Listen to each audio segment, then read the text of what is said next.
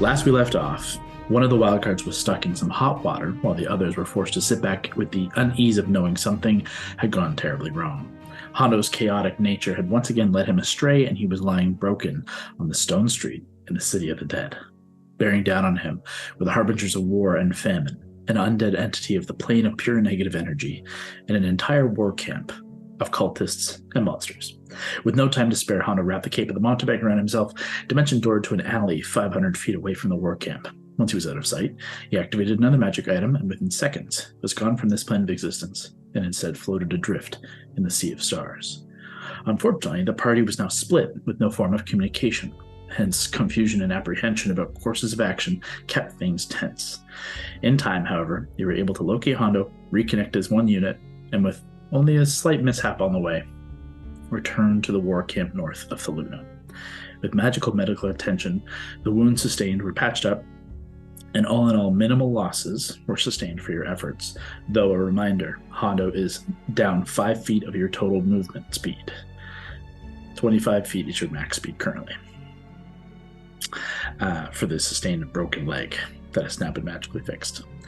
Tensions began to mount as the day wore into night. You reconnected with family and friends and began final preparations for the coming battle. With rousing speeches from Valentine and King Malcolm Delarian, the morale was high, but balanced on a razor's edge. At midnight, the moon reached its apex for this fateful night, and the final seal broke. That which held back the fury of the Hellgate's formation.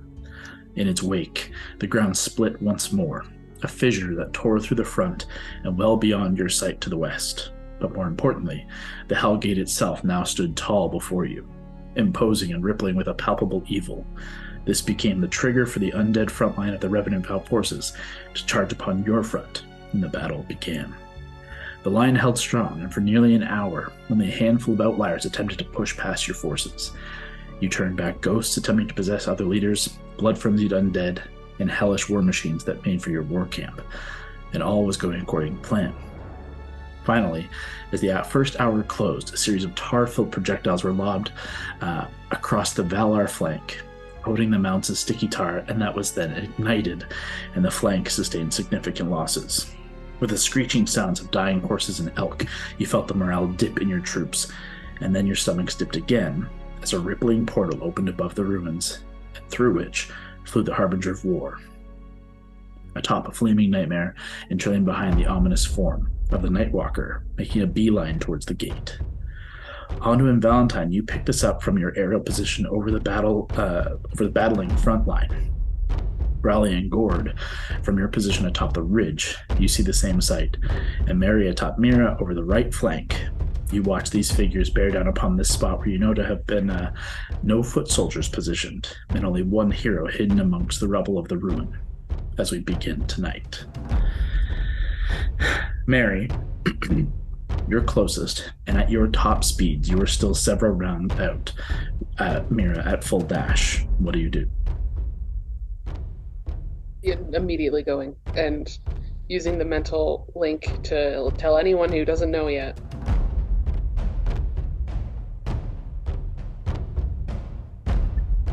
Is there anything specific you say? And anyone specific you call out to, or just across all channels? It's going to be across all channels first, at least for the first round. Just, it's mental, so it's not coherent. Just a mishmash of fucking, you got giant fucking Nightwalker, everyone watch your fucking backs, hold your positions, wildcards, we need to be there now. As you kick Mira into high gear and start flying towards this hellish encounter, you all hear Alexander in kind. I'm taking a low position, keeping an eye, but definitely could use backup fast. They're making their way for the gate. Hondo, Mary, let's go. Mary, you make your break for it. Hondo and Valentine, you guys start flying on Fern? Hell yeah. Well, he's on his fucking carpet. Oh, you're actually, is the carpet even slower? I thought he was on a Carpet is griffin. far slower. Nope. Hondo's never been on a griffin. Hondo was on the carpet or on Fern. The carpet Hondo was on the carpet. The carpet's top speed is 40. Yeah, so Hondo, you should jump onto my little pony here, pal. All right, I jump on. Just so we're all aware, if you abandon the carpet's going down. We might need Yeah, that roll it up to and- cross like a scary thing of the river. I will. It's a heavy thing. I'll allow you to make a couple of strength, like athletics checks, to try and roll it up as you're flying. That Valentine is now flying Oh you, man. and You we'll could see even that. like try to toss it somewhere safer than the middle of the front on the way. I have an If it's going idea. to be slowing you Yeah, down. if you drop it to your allies on the ridge, no No, problem. but we might need that. We might not have a chance I'll- to pick it up again. I'll tie the carp myself to Fern, and Fern will tow us. You're gonna like lasso yourself to Fern and just be trailed in the air. With the I think carpet, that's yeah. going to With slow the down carpet, Fern. he means. Like with Well- the carpet. So You still have to pull the carpet because the carpet can't be pulled faster. So you have to hold the carpet. So you still have to make strength checks to hold the carpet at high Oh What speed. my God. what if Fern bit the carpet and he jumped onto Fern? And Oh, Fern's yeah. just flying Fern with it in his mouth. for strength saves to make sure that he can maintain, because the carpet's big and heavy and he's got to move fast. Yeah. I feel like that's just probably safer than you, Hondo, doing it. Because if you fail the safe thing, you're just falling off to your death. Like, you've mean, already done that. Just be careful. Just either that or you hang on, just jump on Fern, hang on to it, try to hold on to it till you at least get to the ridge, bail on it, and we'll go back for it. Like, it's really heavy. It's like, I'm looking at our rug in this living room right now. Like, it's not small. But imagine that rug and then like a huge landscape where hell is breaking loose. Like, I just feel like we're not gonna be able to find it before we go do the second part. We'll see. That's you. What's your priority? Fern, grab it. Hondo, jump Okay. on. Fern, grab this dumb carpet. Hondo leaps on top. The carpet is still in the air, and Fern grabs it. Fern is easy enough to like grab and hold on. The carpet goes like kind of limp He's once pretty there's no active rider. But we'll see how that affects your flying speed and Fern's focus here as we progress forward. Is Allie back on the call? Allie's still here. She's just doing her thing. Yeah, she's right there. Okay. Allie, Gord will mount up with you on top of Keith if that's your plan to ride in with Keith. Sorry, yeah. No worries. You guys are on the second ridge, or on the ridge, second in line here. On top of Keith is the fastest you guys can move. Gord could, in theory, summon a phantom steed, but the time taken to do that, it's kind of equidistant for Keith to carry both of you in. So it's going to come down to a series of skill challenges for Brawley and Gord to clear the path for Keith, and Keith to kind of navigate over top of broken terrain, and for Hondo and Fern and Valentine to basically try and urge Fern forward to fly as best you can. And now Fern also having to contend with holding the carpet in his mouth. We always make it easy. We always make it super easy. Mary, there's unless there's anything you can attempt to try and do, I think I'll give you one like animal handling roll at a relatively hard DC to try and get like an extra round faster out of Mira, but otherwise she's going as fast as she can. I mean, I'll try. It's not a great skill, but I can try. I think it's kind of the only thing that I think makes sense, unless you can provide Yeah, I another agree. like skill to try. I don't really have anything because I have a relatively clear shot, so I'm not maneuvering around anything. Mhm. It's just beelining. It's literally just like, can you, with your connection with Mira, can you draw that little ounce of oomph out of her to get one extra round faster? So I'd like an animal handling check from Fern, from Valentine, Alana, and Mary for the first kind of skill check here. Let's roll it. Come on, baby. The whole 15. computer is slow right now. Is it really? Just 10 for me. I wonder Okay. if I get any advantage because he's my mount or anything. Just look at that spell. Yeah, check the find greater steed. 16? 16. That's great.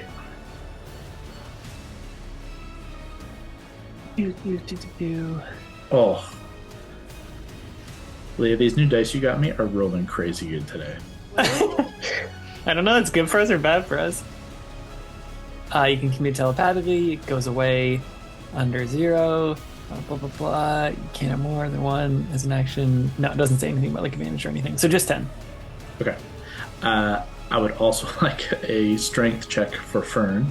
Okay, that I can do. Oh, God, not good. I think that's just 9. Okay. The first round of as you guys start flying, it's kind of clunky. It's Hondo bad. has It's to real Hondo bad. has to mount up, and Fern's trying to fly with this. Within the first couple of first few rounds of dashing, you can tell Fern's not going as fast as Fern can. He's struggling with the carpet. Your choice is keep at this pace and potentially lose speed, or do something else with the carpet. Okay, Between the three I of have you, an what do you idea. do? You know what? If I just take the carpet, I may be slower, but it'll give us a second wave. You are the first wave. You're the Marines. I'll be the second wave, and it'll be a 1-2 punch. What's a Marine? What is that? Is that the Triton thing? It's a Triton thing, yes. Triton I mean, strike it's not- force. It's a not a bad military idea. strike force. I'll move twice as fast without you. That's okay. Okay. So you'll get there in 10 minutes. I'll get there in 20. Oh, God. It Okay, would I be said... a significant change in terms of speed for both of you. Just a question though: if we do the towing strategy, how fast would Fern go? Would it be faster than now, or slower, or same? It would possibly be faster, but it would still require checks each time. Like each time I call on it, you need checks to make sure he's maintaining speed. And essentially, it's almost like one of them will be a constitution check to make sure he's not getting exhausted by the having to pull. He's pulling 2 full human weights plus the drag of a big heavy carpet in the air. How about So- this? I'll say, let's do that for now. Let's see if Baldora can get a griffin for you. Like summon a griffin and ride towards you while you're just humming along, towing, like while you're just on your stupid little carpet. You call it Okay. mentally to Baldora. Yeah, I'll be like, Baldora, can you get a griffin in the air? I'm flapping my wing at you. And then I'll be like, I need it for Hondo. And then Hondo, if you want to, I can like help try and get you back on that carpet. Okay. I guess we'll stop so it's not scary. We'll just float in the air for a second. Okay, easy enough. So what I'm going to say is you're going to lose a round in terms of the Yeah. overall time to catch up, but you will get a griffin. Yeah.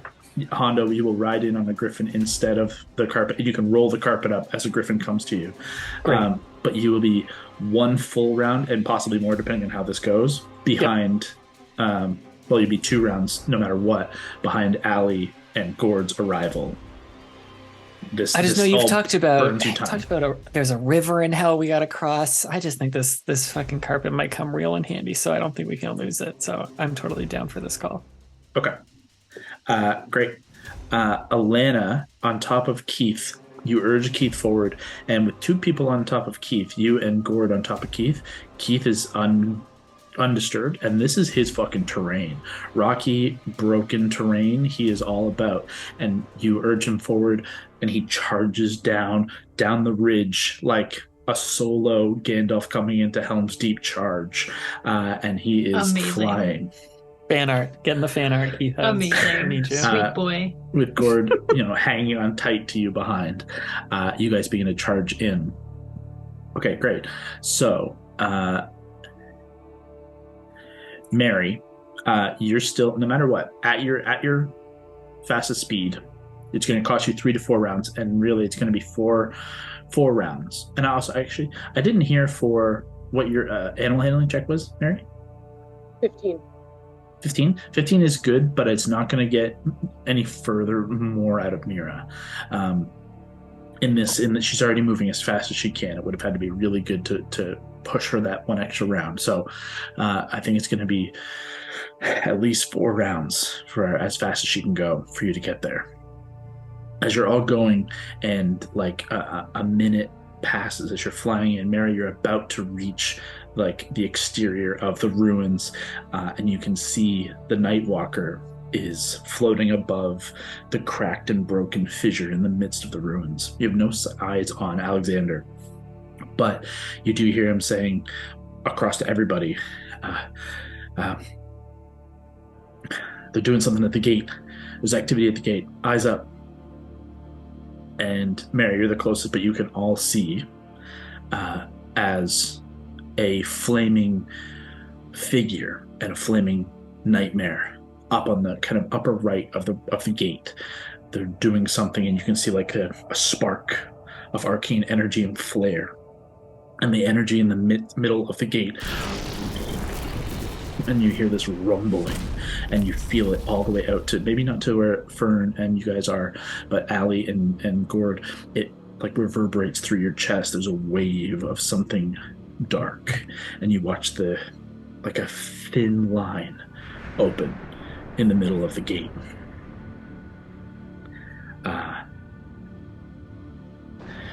Mary, you've got one round before you engage the exterior of this, and we're going to come back to the flyers and the runners. I'm going to need another check. It's a skill challenge. However you want to try and either push your mounts forward or try and get that extra boost of speed. Anything you guys can try and do in a skill challenge. What do you got? Sorry, do you want Mary to go first or us? Mary can't do anything more at her pace. It's you and Fern, Hondo and his new Griffin, and Alana, you're going to be taking charge with Keith here. So the three of you, what can you do to try and get yourselves a little boost of speed? And maybe there's nothing, but if you can think of something, now's the time. Okay, how do you feel about these shenanigans? Can I try and find us the best route there that would just be like, whether it's wind current, whether it's just like terrain style, just try and fly there and be the guide for Hondo so he can be in my slipstream. I like that. Okay. For this, I'm going to ask for a nature check, but are you trained in nature? I got a half on it. Well, you have a half on everything as a bard. No. Do a nature check. It's going to be a hard thing to do, but do a nature check and add your charisma on top of it. Okay. So that is 21. Okay. As you're trying to find, like you say, that slipstream, that perfect airstream, a spot to get the least resistance, you almost are guided by warmth in the air, like that of the light of a summer sun. And as you're flying, you can almost faintly begin to see a trail of like that golden hour light, that you are being led by the Summer Queen herself. And you guide Fern there, and Fern is already in tune with it, and you begin to push forward, and you gain a little bit extra speed. Hondo, go ahead and roll. We're going to call it, you can either do animal handling or survival to see if you can keep in line. Did you say animal handling? Or survival. Okay, yeah, they're both +6 for me. And I rolled... Nice! 18 plus 6, 24? Yep. Yeah. 24? You are a pilot in every regard, and as Fern immediately begins to bank up into this kind of better slipstream, you're already on his tail, and you and your Griffin are keeping pace perfectly. And you guys are going to move very fast. And you can already, both of you are very perceptive as well. You see clearly this arc of energy at the gate. Something is going on. And you can already see Mary is getting dangerously close, and you're still a ways away. I'd say at this point, you guys are just over past the ridge, kind of in the no man's land between the ridge and the ruins. Alana, is there anything you can do to urge Keith forward?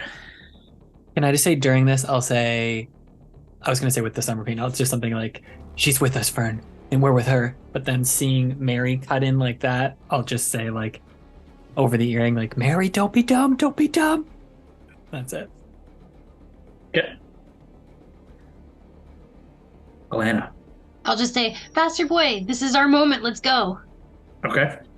What a great visual this is. I'm just loving everyone cutting So in with tense. animals. Do you want to try and make that a persuasion to try and like urge Keith forward? Yes. Or do you want to try and go animal handling as like your connection with him? Oh, That must be good no, you, for. you know what? What's I'll do better? animal handling because it's Yeah. higher. There You got go. it. Yeah. Okay. Oh, really? 6. Or sorry, 8. Does she have advantage? Let me check this shit. Cavalier male. You I think she Cavalier. has advantage against it's being thrown. It's like the same as what I have, but like not necessarily to. D&D. Oh, actually, on animal handling checks, maybe. If there's something you can pull, I'm gonna pull out all the rules for you, Al. One sec. now's the time. I was gonna say, well, I guess can I do Indomitable? Well, that's That's for that's for- saves. Yeah. But let me No, see. yeah, here. Mary's right. It's like Okay. you have advantage on anything to throw you, and if you do get thrown, it like isn't as bad. Unfortunately, yeah, there's no way to get advantage on it. But Keith is already going. What you find is Keith is going already as hard as he can, and he's pounding at the stone of this broken terrain, and your urging is helpful as just like encouraging him, but he's already given it his all, as you would expect, no less. At this The bell point, is going. Just the bell. The little bell. Mary, you are getting within flying distance of kind of coming in from on the battle map. It's going to be from the southwest corner of the battle map. You can see Egoth and the Nightmare up against the gate, and he's actively doing something else, and I'm going to roll for it in a second. But you can see the Nightwalker is closer on the south edge and is already beginning to look in your direction. You see its hand begin to raise. You are, we're going to call it 120 feet out from the Nightwalker and roughly 200 from the gate. That's How you. far am I from Eagle? Like, He's can at I? the gate. Do I have a clear line of sight on him, or is the Nightwalker in my way? I mean, you're all 3D, so like you could get it within a second pretty easily. You can see him clearly. There's no other terrain around here to block an aerial perspective. There are small bits of the ruins still obviously intact all around. At this point, I think I'm gonna have to call for initiative from you. Okay. I'm gonna call initiative now for you and the Nightwalker, Alexander, and the Night and the Harbinger of War. We should have 18. killed that stupid Nightwalker. I blame Hondo. What were you thinking? I really wanted to try to fight it with the Kraken. That was my Well, plan. You're gonna get part of that. Part What of did that you roll, wish. sorry? Kraken is just a 18. Okay. It's just calamari now. Okay. You come in. What do you want to do? Like I say, you are 120 feet from the Nightwalker and at least 200 from Egoth and the gate. Yep. And you're like, the only reason I'm calling it now is you're very obvious. You're on a fucking Yeah. Pegasus. I'm not trying to hide. They see you. You're getting into range of aggressive actions that they could take. So initiative is required at this point. So you have the call here. What do you want to do? Just check something. Fuck it. I'm gonna try to get Egoth's attention. So- in what way? How? I'm gonna shoot him. Well, sure, that'll do it. I'll do it. I'll do it. It's gonna be disadvantaged because he's past 150 feet. Yes. At least for this first shot. If you're flying in, Mira's got 90 foot of fly without a dash. Yeah.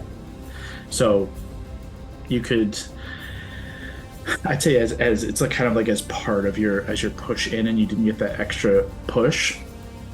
So we'll call her to have half her movement left at this position where you are right Sure. now. So you have another 45. It would still put you on the outside for your range as of now, so you can make your shots at disadvantage. Sorry. But you're shooting Egoth. Mm-hmm. Okay, go ahead. 2 shots, disadvantage. It's a 15. The second one, well, it's almost an 18. Then it turned to a 5. So I'm assuming this isn't going to hit. 17. A 17. It just doesn't reach. You're not sure if it's. You even lose sight of it in the shadows and the darkness. You're not sure if it goes through the portal, just fizzles out in some dark magic. You're not sure. First shot missed. Yeah. Okay.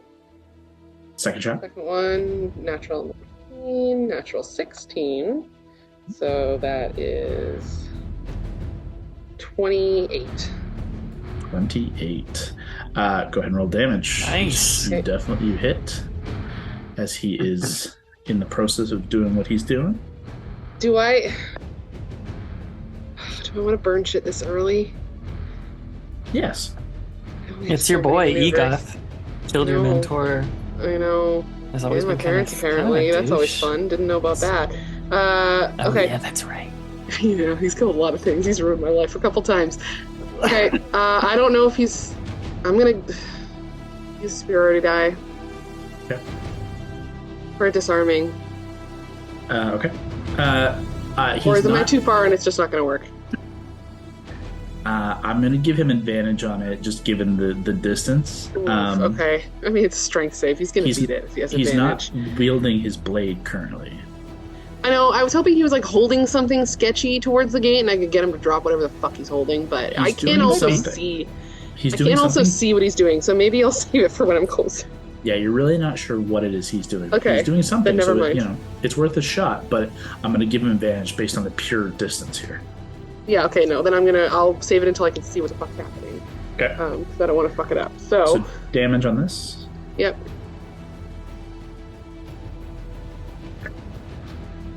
Uh, 13. Okay.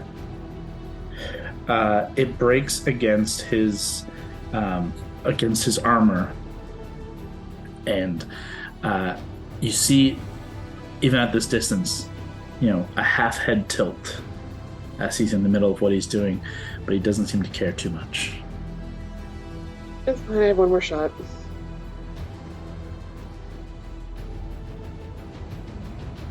No, not gonna hit. It's a long ways. You're flying in on Mira. It's a tough shot. But you got his attention.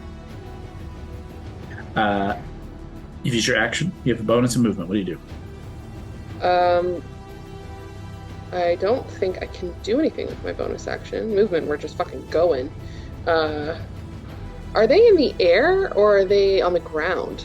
Egoth is on his nightmare, which is flying. Okay. Towards the upper edge of the gate, and the Nightwalker is just ethereally kind of hovering, one arm gently kind of raised in your direction, the other just kind of like loosely hanging out to the side, and it's almost like a ghostly float, like it has no weight. Great, that's creepy as fuck. Okay, I just checked and there's no distance on insightful fighting, so I'm going to leave it up to you whether or not you think I'm close enough to try to do that or not. Insightful fighting is trying to get sneak attack against him. Oh, I see. Yeah. This is Egoth. Yeah. I say yes. You've seen him fight. You have physically fought him. It's a fair. You know his tactics. You know, seen him die a couple times. You've definitely all seen something shifted with all of them in their final kind of devilish forms. Something is a little different, so you're going to go a little off the old, and we'll see how it goes. He has to make a what? Deception. Okay. I rolled my minimum. That was almost really good. It's only a 15. Oh, yeah, my minimum was like a lot more than that. It was almost I guess it still would have only been at 23, but it was almost 21. You know that he's heavily armored, and he's going to rely heavily on that. And you can see, even at a distance, the Black Hand is evolved, is attuned in a new way, and he hasn't even pulled his weapon out, and he already has an imposing deadly vibe. You're going to have to be on your guard, but you can see he's big and slow, and you can kind of get in between those chinks in the armor. Okay. So we'll see. You move to 45 feet in. Yep. So that puts you within 80 feet of the Nightwalker. Yeah, and now I'm thinking like we're gonna bank around him a little bit around the Nightwalker, but I'm not like heading for his chest. That's but fine. I know I'm still gonna get within range. That's fine. Do you want to aim to go left and kind of like skirt left or skirt right? Skirt right. Okay. I'm left-handed. We will put you on the battlefield when you're a little closer. You're still a little far out for map purposes. At this point, yes, sir. You all watch the gate again. A flare of energy. And you're watching clouds begin to kind of gather overhead. This dark, swirling storm slowly begins to fill the sky as that gap begins to widen, and you can see the flame red of the fires of hell burning on the other side, and it is slowly growing. As Egoth continues, he moves to the left side from the right side of the gate. He flies over to the left and continues whatever he's doing.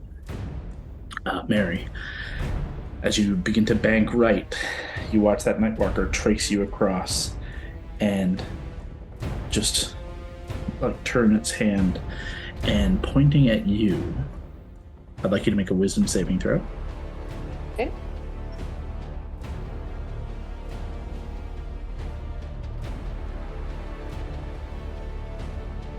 Dirty 20. That's a fail. Okay. You take 39 points of necrotic damage, and you are frightened. While frightened, you are paralyzed. Atop Mira, as you're flying across, you see the Nightwalkers focus on you, and a cascade of dread washes over you.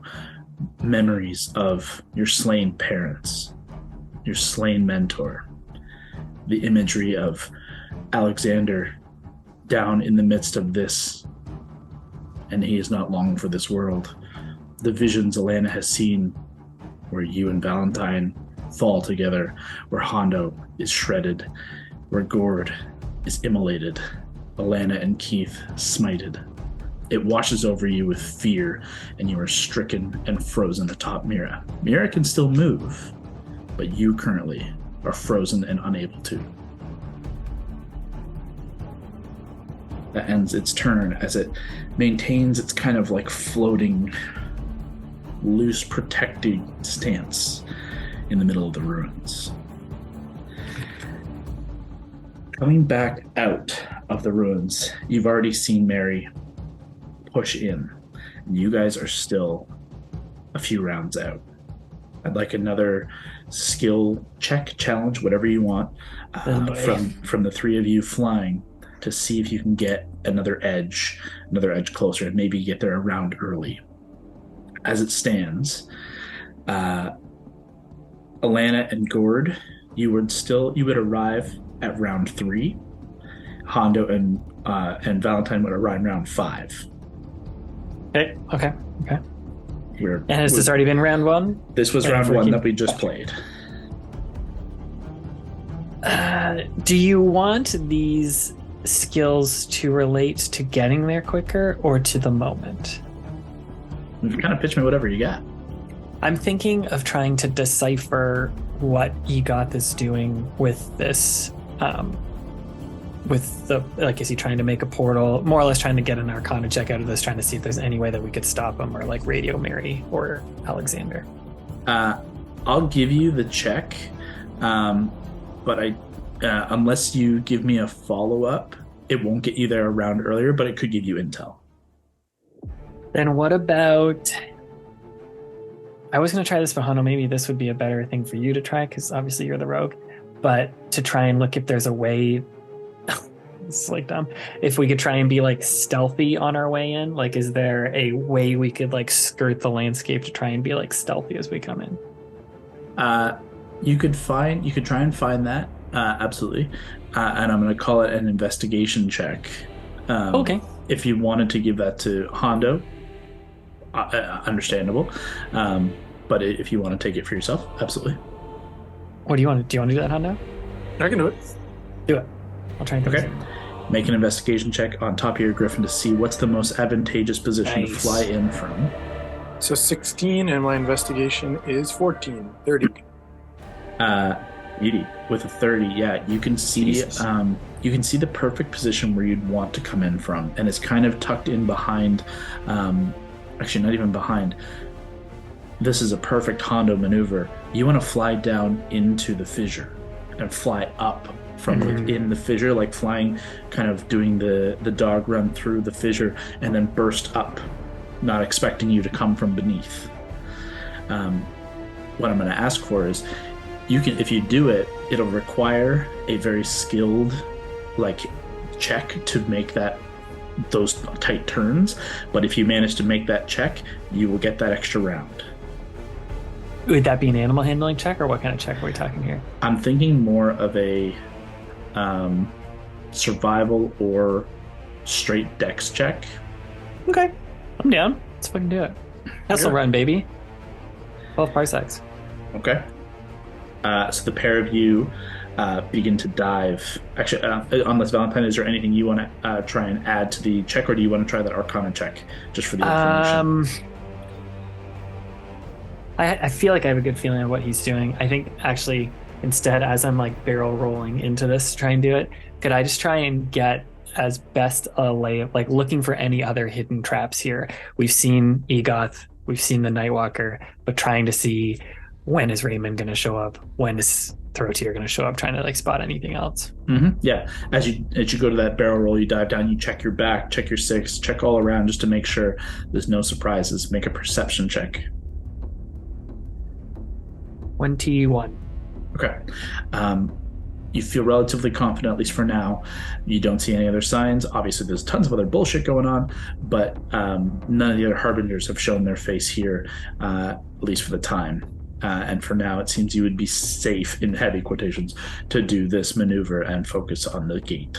With a 21, do I see Mary shooting 3 shots at Egoth Vansra? Absolutely. Absolutely you do. And You also, with a 21, you see Mary suddenly freeze up in her saddle. I'll be like, Mary, just hang on. We're on our way. Just hang on. And then I'll yell over at Hondo, not using the earring. I'll be like, go, go, go, show us, go, go, go. And then I'll like flare the wings to fall in behind him and then just chase after him. Okay. The two of you dive down into the fissure, and we'll come back to you on the next round here as you have to make this kind of like crazy fly. As we come to Alana, is there anything you can try in this moment to get there just an extra round faster? Can I do another check? Whatever the last. You want to try animal handling again? Yeah. Absolutely, yeah. I'm going to say the DC increases a little bit just for the same skill check again. Okay. But you can absolutely give it a shot. Okay. 14. Okay. You try and urge Keith forward, and sorry, I just got a text. He is actively barreling over rock and just going as hard as he can. And you encourage him a little further, and he's picking up steam, but he cannot gain any further ground than what he's already doing. Okay. As of now, you would arrive end of round 3. The boys would arrive, provided this next check, end of round 4 instead of 5. Okay. But we'll see what the next check is. Could pull you back one. Okay. We'll see how it goes. Round 2, back in the actual fight here. Mary, you are locked up, frozen and paralyzed, and cannot do anything for your turn. Sick. Can she think telepathically if she wanted to say anything. You still got telepathic access, absolutely. Your just body is paralyzed. I would say mentally you're frightened if that influences you, but physically, mentally you can still speak as you're telepathically bonded. Am I frightened of the entire situation or frightened specifically of the Nightwalker? Cool. How far away is Mira? Like, where is she situated? Mira? Right now, yeah. How far away are we both from everything at this point? Oh, from the Nightwalker, you are 80 feet. Is that what we said last time? And then, roughly,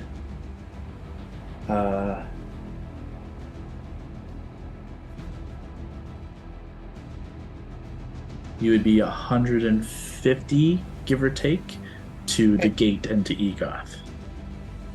Okay. Well, I already gave her direction to kind of bank right around this thing. She's going to continue until you... Yeah. And you can telepathically talk with her as well. Yeah, it's just going to be... We just got to get past this thing.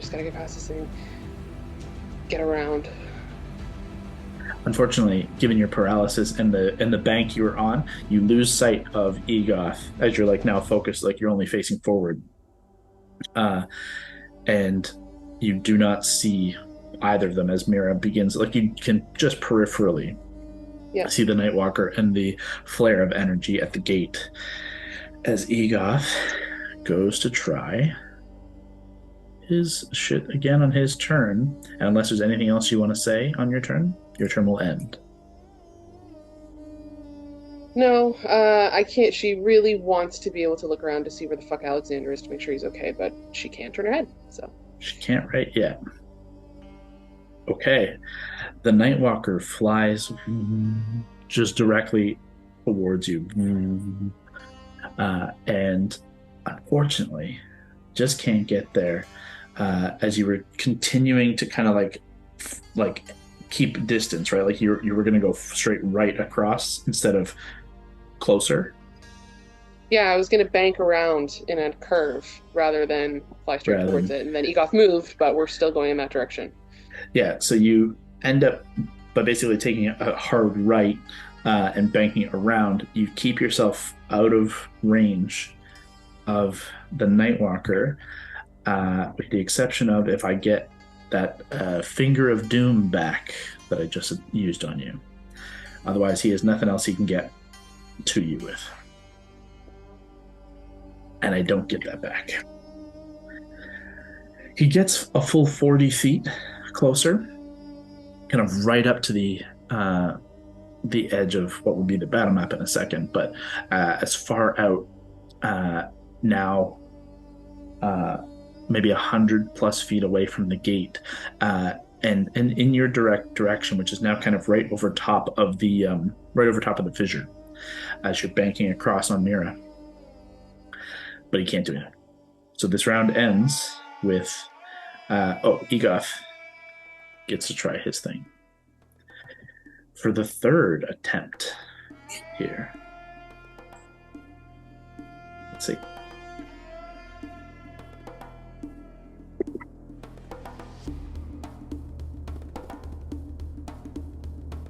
Oh shit, I don't think that worked. That didn't work. Okay. You all see a flare of energy at the gate again. And if Mary, you weren't paralyzed, you could see that it was different. But the rest of you, you just kind of, especially as you guys dove down into the fissure, and Alana, you're kind of coming up and over. It looks similar. It's hard to tell if there's a difference. Only you, as players, know that was unsuccessful, unfortunately for him. And I've got to do a thing here. 1 second.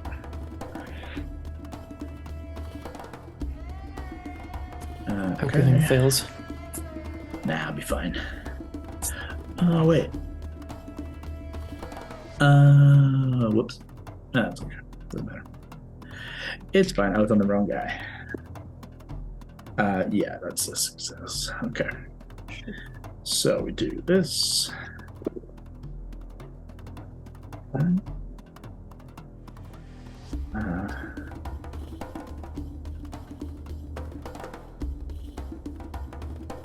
Okay.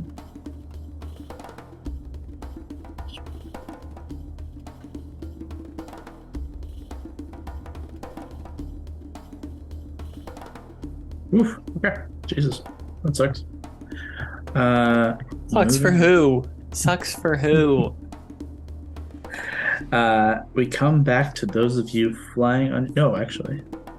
Regardless, third round is going to happen. So, at the end of the Nightwalker's turn, it doesn't get the attack back. Mary, you feel your body come back to you.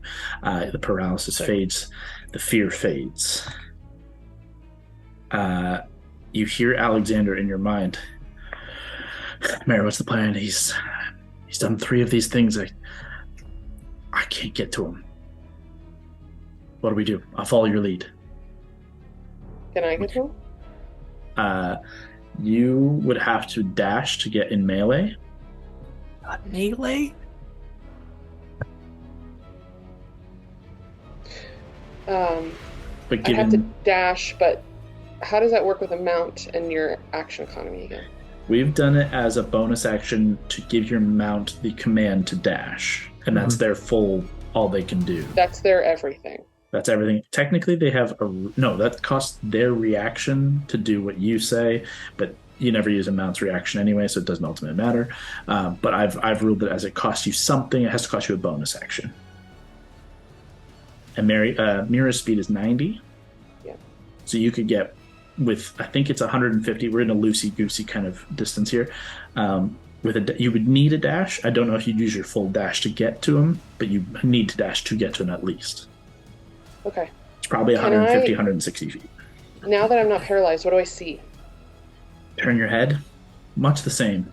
Egoth is back on the left side, and you can see he's trying something.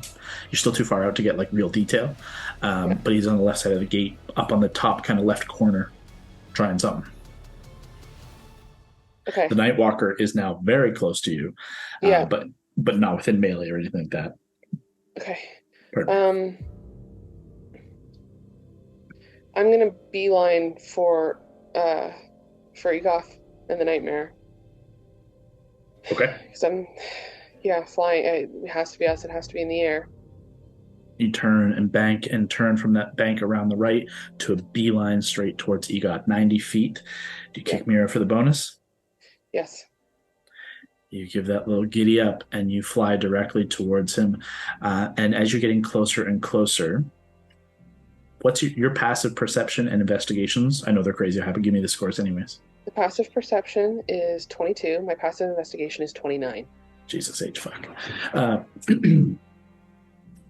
You can see as you're careening in on the right side, on the gate that was this obelisk of like clear onyx that like looked like it had faces within it, but was otherwise kind of pristine as it was being built. There are now 2 very clear, very identifiable, very recognizable gate gems embedded within them. You see 2, and you can see in his relict hand, he's attempting to apply for another round, a third. And you're seeing now that fissure of energy. As you get closer, you can see the Legion of Hell beyond. You can see in this kind of like flickering etherealness, they haven't pushed through the full Legion yet, but there are hundreds, thousands of devils just trying to tear and pull through that force of energy. And they're getting close. That's what you see. I'm beelining for him. Okay. And You pulling get out right up affliction. on him. Affliction in hand. Do you draw a second blade, or do you keep one hand on your reins? I'm going to put both hands on affliction. Oh, okay. And I like Cool. that. Bastard sword style. Fuck you, Kyle. I do this. Just I don't have another light weapon right now. I gave it to Alexander, and I have to be attuned to it. That's totally fine. I'm so used to you being a dual wielder. I know I would love to, 2 but light I don't. weapons? I don't have 2 magical light weapons. No, I have a rapier. That's not going to do shit. It's like my rapier I had in level 2. We need to get that. Tell Alexander to run up Mage's- to you and give it back. Mage's it's a Bane two- was not a light weapon, right? It's a No, longsword. it wasn't. It's a long sword.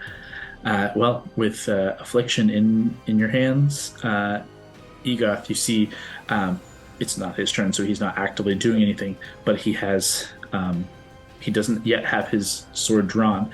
But as you come flying in, you see that hand with the gate gem begin to move to pocket it rather than push for his turn, and you watch the black hand just like flare with fiery energy. Yeah, I'll just have Mira make a beeline towards him, dance Alexander, just say, we're getting these gate gems the fuck away from him. And I'm gonna go for him. I'm gonna go for his arm. Not that it really matters, it's more for flavor. For the gauntlet arm or the other arm that's like he'd be The hand with the facing gate gem. away from you. He'd be facing away from you. So you'd have to get on. I guess it doesn't matter, but in terms of, I guess it does matter for combat. You'd have to get onto his other side. So you have to like kind of swirl and fly in, and then kind of come around from this side to get to his left hand. Okay, so this uses Mira's action. I was like, with the momentum, could we just slam into the nightmare? But that's would probably call not gonna that- work, because that would be an action for Mira. I would call that one of your attacks if you wanted to do like a Just to Mira spin him around so I slam. could potentially get him, like, facing me. So I have access to that and to fuck him up. But You could slash at him as you go by on Mira. Like, Yeah, you could attack the nightmare instead of him. but do both. no, Just like, I need to attack him. Yeah, if it's possible for me to kind of get around to that other side, maybe the first attack is on this side, and as I pass, try to do a second on the other hand. It's possible. What I'm saying is to get around, it'll burn the full movement. You won't be able to get away. Not that I don't think you care about that. No, but that's fine. That's it's your fine. full I don't need to get away. 180 move. Yep. That's fine. get a nat 20 on him though. Just fucking decapitate this guy. Let's go. You I pull can't. in. There's no way I'm going to be able to get that. I could do You extra are. damage, though. Yeah, I'm going to preface this. Leah already knows this, and you guys are well aware. The Harbingers are legendary level creatures, and therefore are immune to the immediate decapitation. But if a creature is immune to that, they still take an extra 6d8 damage on top of the regular cool. attack. Ooh, cool. So it still deals a bunch of damage, Sick. but they won't get Okay. instantly decapitated because that would be very anticlimactic. Okay, But you're on them. Go ahead. first attack. It's a 13 plus 15. Uh, So 28. Is that what it is? 28. Yeah, he can't do anything about that. Go ahead and make roll damage. Oh. That's a 2. Plus Sick. 9. 11. 11 points. You would just slam in, and you see he tries to bring the gauntlet up to block, but you manage to get past. He still has the other gem in his offhand, and is still trying to get it. His blade is still sheathed on his back right now as he rears the nightmare around, focusing on you in a melee combat, in this flying, floating horse combat. There's my opening. I want to just note that you deal 11 points to him, and it doesn't seem to deal quite as much. What? Fuck off, okay? This is such a fancy magic-y sword and it's doing trash. Okay, let's try again. That's definitely gonna hit. That's a natural 18. So we're gonna make this one a disarming attack and try to get him to drop the gauge out. Mm-hmm. You got It's it. a strength save. He's probably either gonna save or just make himself safe, but let's try. What's your DC? It is. Why isn't it showing up here? I'm sorry. I used to know this and now I can't remember. It should be 8 20. plus your dexterity plus proficiency, so 20. Okay. 20. Got a good roll here, but let's see. I know. That is a 26. Okay. Well, he takes extra damage. You just see that, honestly, the armor and like just the ferocity of his now devilish hide is protecting him, and he is able to just still palm the gate gem and just tank the hit as you strike. Yep. Go ahead and roll damage. That's okay. Max on the one, okay on the other. 25. 25. Again, the damage not quite as much as you hope, as he is one tanky hell son of a bitch. Mm-hmm. Third attack. That's probably not going to hit. Hello. Hey! Gord Dunsworth arrives to the battle. Or comes out of his fugue state behind Brawley on key. Ah! That's a 20 total. It's probably not going to hit. A 20 does not hit, as he, like, with that same hand, just punches the blade out of the way, and as it's going to end your turn, stows the gate gem, looks you dead in the eye, and all you see is flame roiling out from beneath the armor, from under the chin, and this just this dark helm. You just see fire in the eyes and these large horns on the top. Well, little bird, it's good to see you. Time to join the others.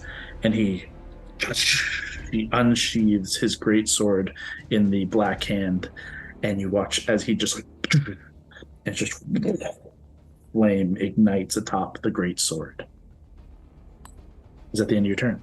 Cool. Cool. Yeah, that's because I used my bonus action to get us here. It comes to Egoth's turn now. As you come to do damage to him, he is going to do the same to you with his greatsword. Probably way, way better than what I did. Large, heavy-handed swing coming in to attack you. Coming in hot. Yes, that's a 32 to hit. Oof. Yeah. Yeah. God. That's going to be 13 points of slashing damage. Okay. And an additional, Jesus, fuck, that's a lot. 23 points of fire damage. Jesus. I'm under 100. Second attack.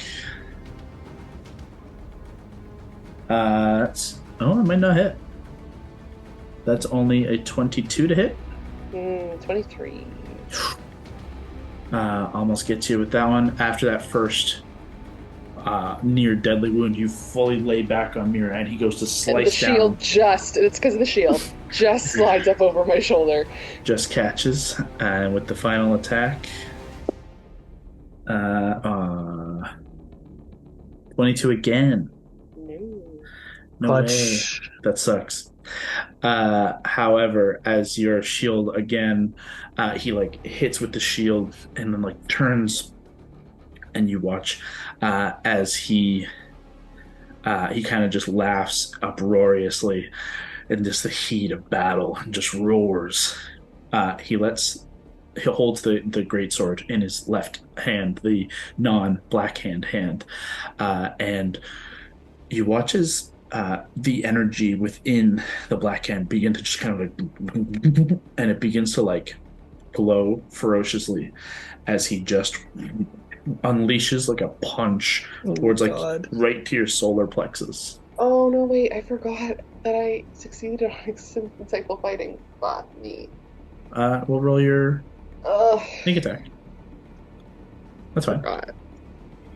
You hit an extra twice. 6 damage. Take that. Sick. Ow. Eat it. No problem. It's probably 3. It is. Because it's just weapon damage. The gauntlet like strikes out at you. Yeah, that's a 30 to hit. Yeah, it does. I need you to make a Constitution saving throw. Okay. Fuck is this attack? I'm scared, so I'm going to use Indomitable. So that was a 2. Yikes. And that is an 18. Okay. 18 total? Oh, yeah. Plus Okay. Plus 9, great. Okay. You are not dazed by the hit, which is good. But you do still suffer. That is 6 or a 9. 6. You suffer 14 points of bludgeoning damage and an additional 2 points of fire damage. Okay, I'm going to use my reaction. It's not over yet, but go ahead. You can do your reaction. Okay, well, then What's your reaction? I'm gonna use one of my Spirits of the Fallen. Okay. To reduce the damage? Yeah, does this count as a weapon attack? Technically, yes. Okay. It's got a greater ability that's about to come out, but it technically counts as like a weapon strike. So in terms of like you could shield against it, you could do all this other stuff. Yeah. Because there's like an initial hit, and then there's a follow-up, which is about to Gotcha. come. Okay. It's actually pretty good. 15. 15. What did he give me total? It was 14 and 2. So you take 1 point. Fuck. Oh no. Oh, that sucks. Why? Because if I reduce it to 0, he takes damage. That would have been cool. If I reduce it to 0, he takes 3. You know what? damage. There's worse things that are about to happen in this fight, though. So Yeah. Technically, this is a weird one where like that's like the weapon attack, but there is other shit that's about to happen.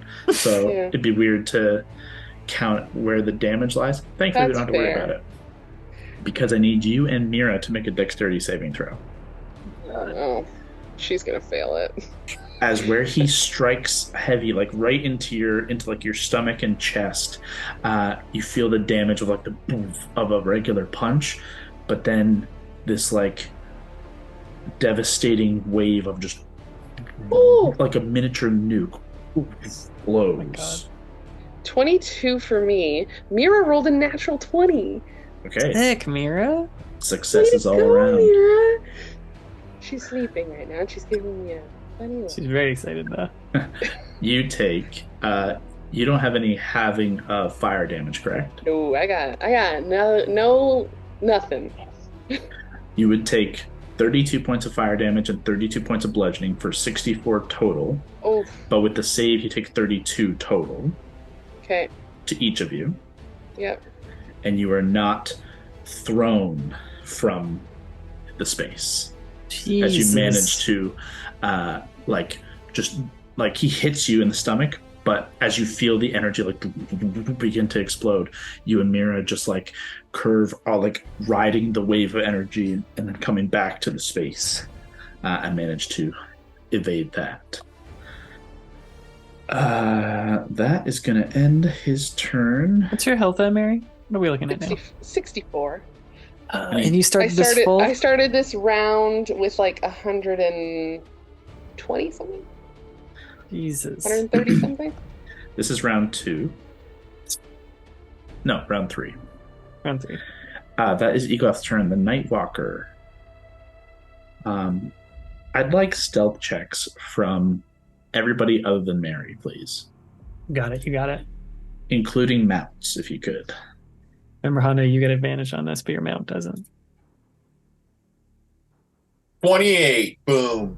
Had a boy. Oh, yeah. Jesus, I rolled a 28. 1. A 1 for Hunter. But you had advantage. You have advantage, though. Pardon me. That's better. 13. Okay. Plus a billion. My stealth is 17. Your mount, however, has a +2 to its stealth. So if you could roll for that, please. Yes. Fern got 18. I got 17. Okay, pretty good. Oh yeah. 17. Hell yeah. Okay. But that's like +5 or something. The two of you, as you dive down into the fissure, they lose sight of you, not expecting you to they either weren't focused on you at the time, and they didn't see you dive in, and no one's looking down. They're all looking up. Gord on the back of Keith and Alana, you just blend into shadow, and you are no more. Alana, I believe she's off doing baby stuffs. So I'm going to roll for her on her character sheet here, which should pop up for everybody. Stealth for her. 24. Nice! 24, Brawley. Good job. And then for Keith, I'm just going to roll a d20. Come on, Keith. 12 No, not great. plus. Keith has 0 stealth, so 12 for him. Begins to charge forward. And so far, nobody seems to pay you any mind. Perfect. As we come to the top of... Was it the end of round 3? Yes. This would be the end of round 3.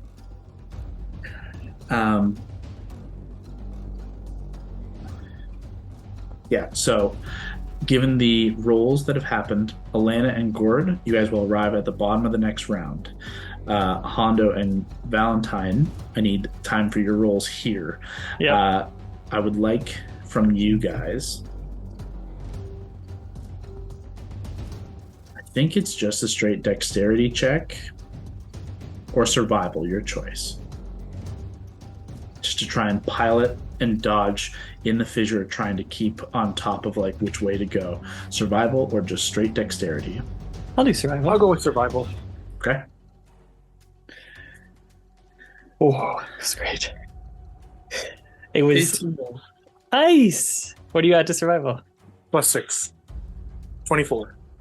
25 for me. Mine was on a 3, and then it fell to the 19. So lucky. The two of you are making great pace and keeping, like, you guys have been going as fast as you can. All 4 of you, Gord, Hondo, Alana, and Valentine, will all arrive at the end of the next round. I'd like all of you to roll initiative now so I know when to slot you in. All right.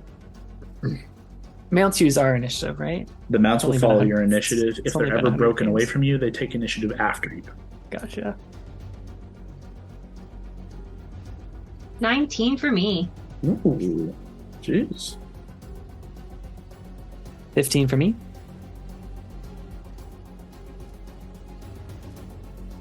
Cordo, what'd you get? I got 20. Hell yeah. Damn. Come on, H. I rolled a 20. Oh, Damn. you must add a lot, right? Yeah. What is this again? Sorry. Initiative. Initiative. Yeah. Initiative is +11. 31. Okay. 31. Damn.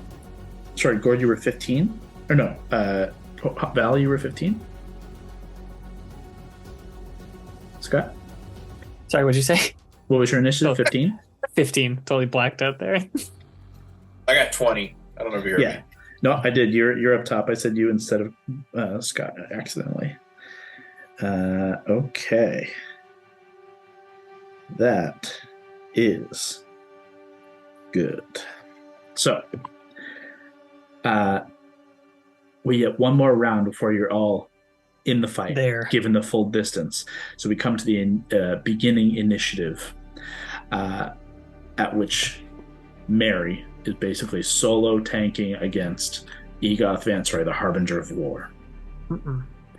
Mary, after that detonation in front of you, you are so focused on Egoth and Egoth focused on you, riding, pure opposite mounts. You are blessed with Valkyrie and a Pegasus warrior, while he is that of a devil and horned and flaming on top of a flaming steed. You are entire opposites that are just battling to the death. And as Egoth is bearing down on you, you see 3 thin black and purple, they look like daggers, or just like thin stiletto blades. All 3 of them at once go towards him from unseen vantage points.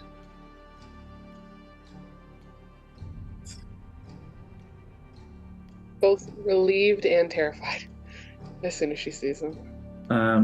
Egoth is actually going to use a reaction and you see the first one strikes into the black hand as he turns, and it like kind of he catches it in the black hand, and he's using now the black hand almost like in this enlarged barrier, and he has an increased AC now as the gauntlet becomes a barricade. Jesus, this fucking gauntlet.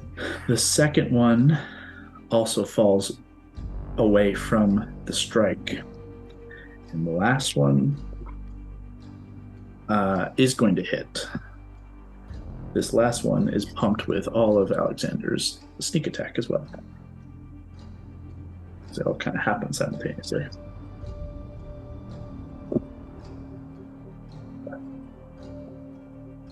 $16, 24, 25, 29, 34 points of psychic damage as one finally sneaks its way through and is not halved thanks to psychic damage. Sick. Good job, Alexander.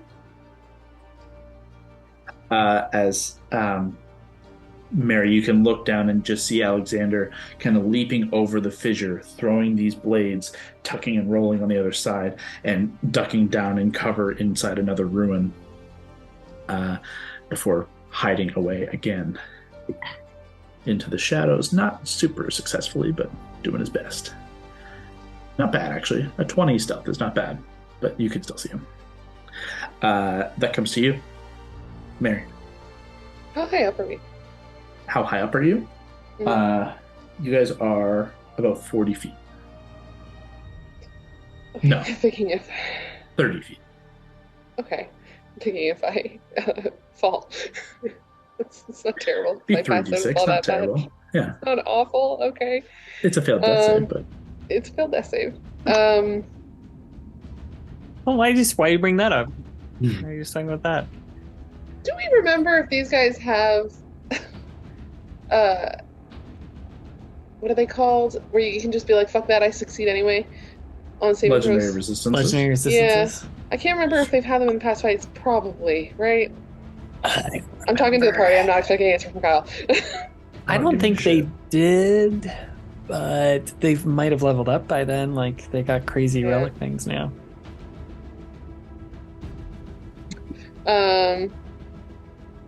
Okay.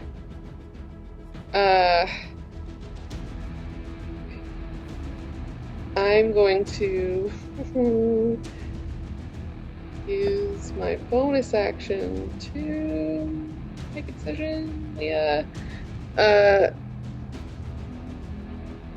Is that a whole action?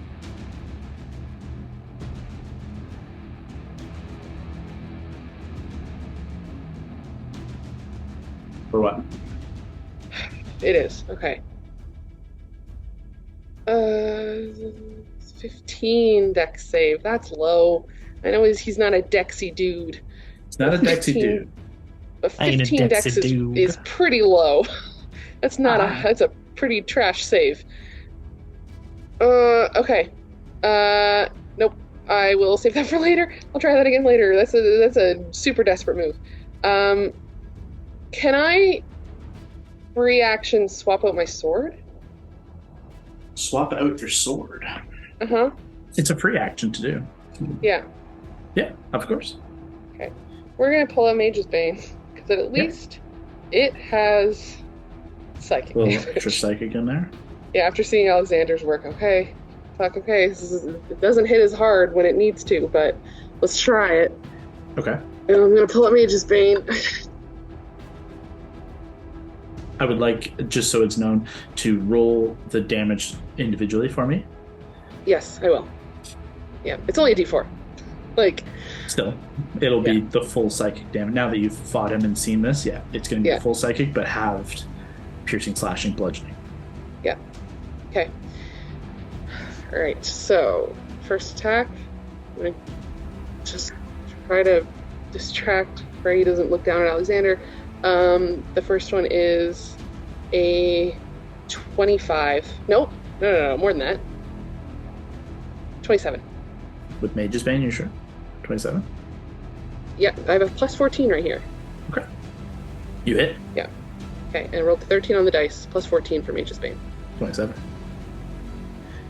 Okay, so I'm still using both hands because I don't have an offhand sword. So with sneak, and then I'll add the d4 later, is 9. And sneak would just be the slashing, right? So I'll add that here. Yes, it just follows like base weapon damage. So that's 18, 19, 26 slashing. Nice. And 2 psychic. Take that, Egoth. Hey. There you go. So, sorry, 26 and 2? I think I said 26. I have a 9. Yeah, 26, yeah. As a reaction, he is going to, with the black hand, still has this kind of black hand barricade. It flares, and he looks with you and just like roars and breathes fire towards you. You need to make a dexterity saving throw as he hellishly rebukes you. Breathes Flame. fire? Okay. Great. Jesus. Initially It's just rebuke. That's a flavor. natural 17. You succeed. So 23, 22. You definitely succeed, but you take half damage. Yeah. Oh, damn. That's a 9 and 2 10s on 3d10. Oh my God. 29 points of damage reduced to 14. Okay. Okay. That's his second reaction. Your first attack. First attack. Second attack. Natural 20. I should have fucking kept affliction. Yeah. And then it wouldn't be this. fuck Then it wouldn't me. be this. Yeah. Okay. Well, fuck it. I'm gonna try to make him drop shit again. Okay. Or does he not have it out anymore? He doesn't have it have, anymore. He doesn't have the gate gem, but he has his greatsword. Fuck it. He's dropping. I'm gonna see if he'll drop his sword. Let's try. Should have kept affliction out. Fuck me. Okay. You got that 2 psychic. That was important. Yeah, it's way more important than like the 66 or whatever the fuck or whatever. 68. Oh my god. Oh my god. Sorry, I should have kept affliction. Okay. It's decent damage actually. 15 plus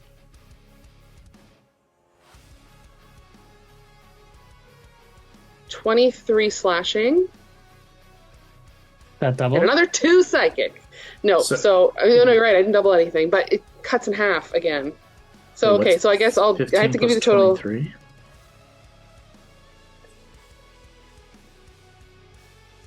14 times 2 is 28. 28.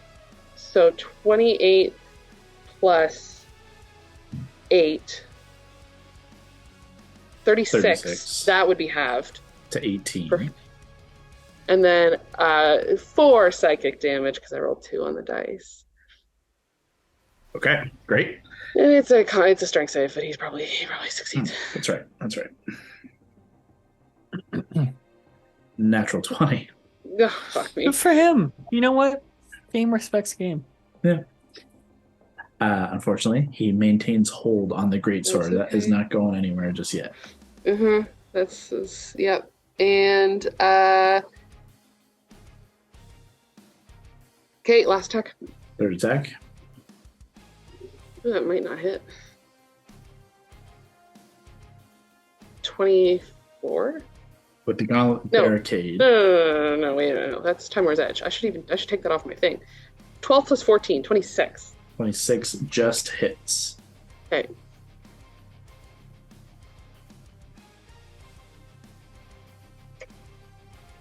One psychic. And 17 slashing. Okay. That comes down to like this. Okay. Your attacks continually just pounding in, parrying and dodging and taking the brunt of it. You're managing to get over the gauntlet barricade that he has kind of over top of himself, but he is just a generally hardy creature and is doing everything he can to protect himself and then deal more damage. Pardon me. I'm going to have to bonus action second wind. Okay. And then that's your action, bonus action, and then are you moving or staying? If I move, he's just going to get attack of opportunity on me. Of course. You stay, he murders you. Yeah, but he can just move the same distance I do and then continue to murder me. He can So it fly. doesn't- You can go straight up. Yeah, he can fly. He's on This a kid's nightmare. flying around. We're He's on a both nightmare. flying. He's on an evil Pegasus, and I'm on a cool, good Pegasus. I envision the nightmare no wings, so now it's even more scary. It's not great. It doesn't have wings, but it still flies. Oh, okay. See, then we're all fine. Okay, so I heal 9 on my dice plus 15. 24. I heal 24. Great. That's really good. We're over 70 again.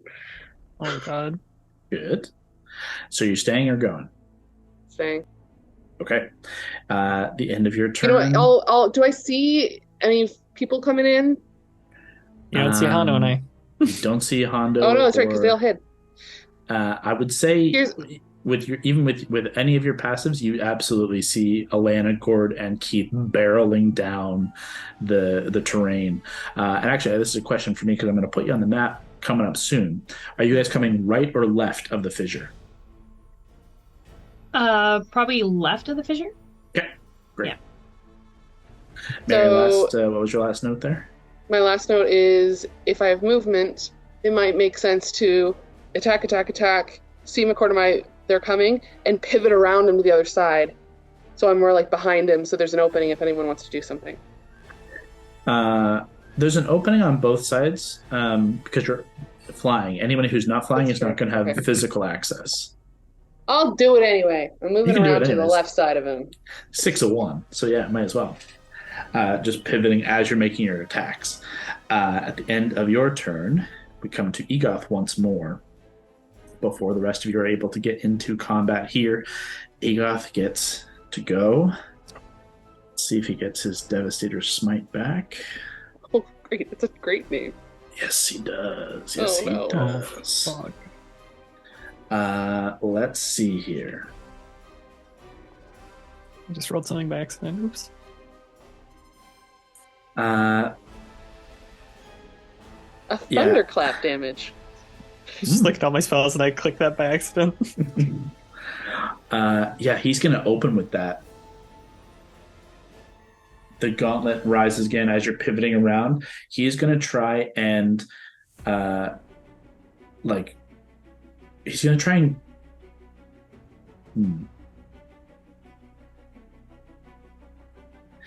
I want to do at first He's going to use his first attack rather than to use his greatsword.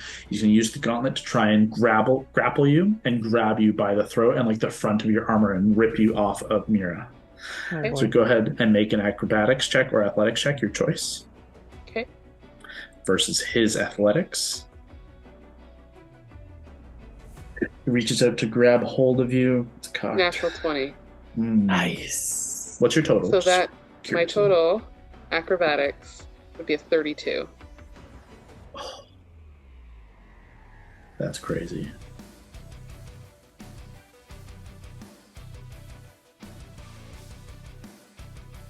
You roll higher. I rolled a natural 19. He has a plus 14. That's a 33. Oh my god. But I like to honor the natural 20 very Yeah. much so. Like so how do I want to rule this? I'm gonna give it to you. The natural 20 is a sacred bond. You don't say Sacred. it's if you couldn't beat it with any roll, why play? Yeah.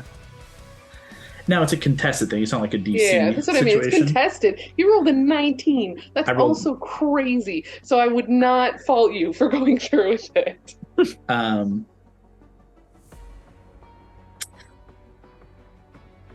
Well, we're gonna roll into the next thing anyway. So his first attack is to go for this grab, and what I'll say is, okay, this is what we'll do. This will be the compromise. He does grab hold of you, but he doesn't pull you from Mira.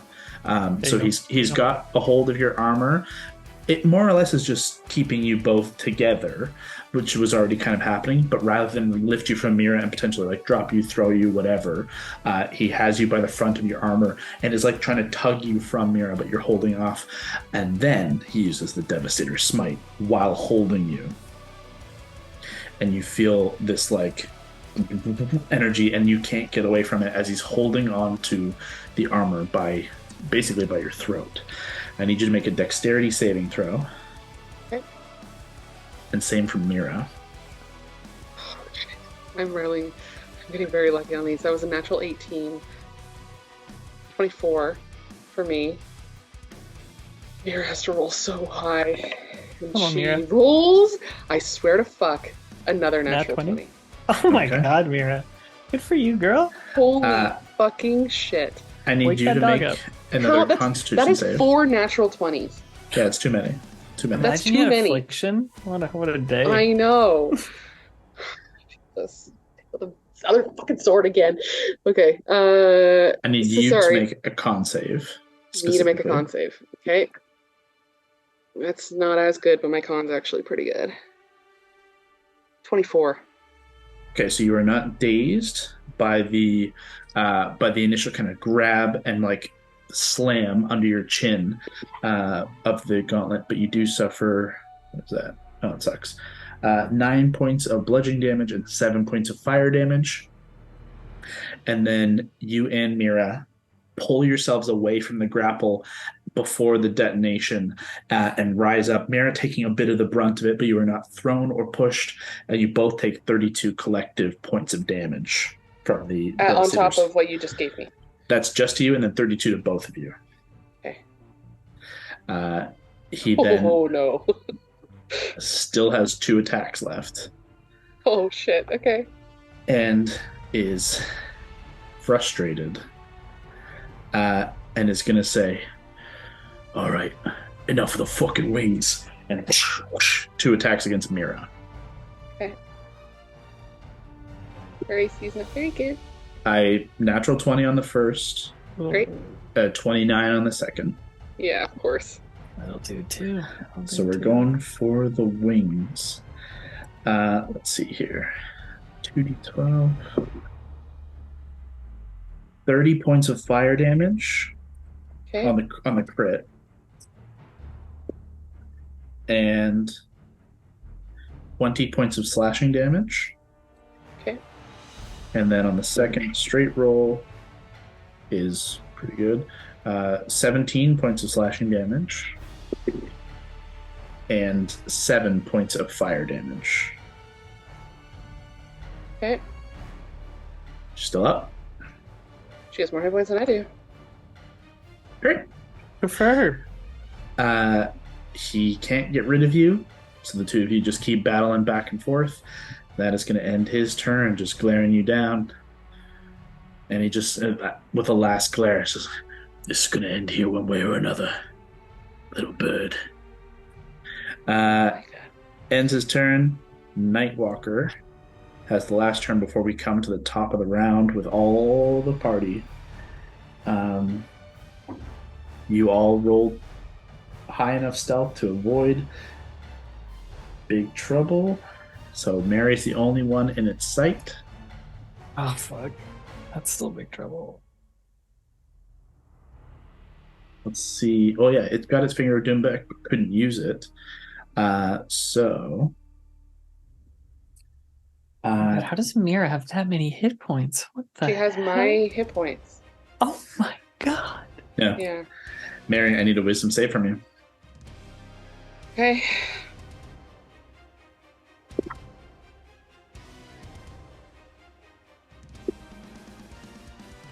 Let me save. 22. It's a success. 30-20 didn't do it last time. Okay. You take I don't think it matters. 20 points of necrotic Oh, damage. fuck. Okay. There might be more. And you are not frightened nor paralyzed. by the finger of doom as you are just so focused on Egoth you don't even realize that like a sudden just crippling wave of necrosis begin to creep over you. Your veins begin to pop out of like your neck and of everything, and you're hurting.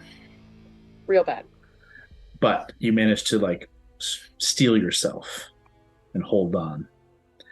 Just as bursting through the bottom of the fissure, and I'm going to bring out the map proper, Hondo on a griffin flies forth, gored on the back of Keith with Alana barreling forward, and Valentine, you will be at the bottom of this initiative, but you will be bursting up out of the fissure at the end of the round, at the end of the initiative round. Have your turn.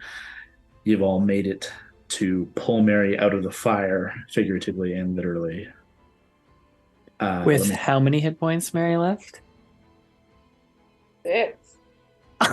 6. Big 6.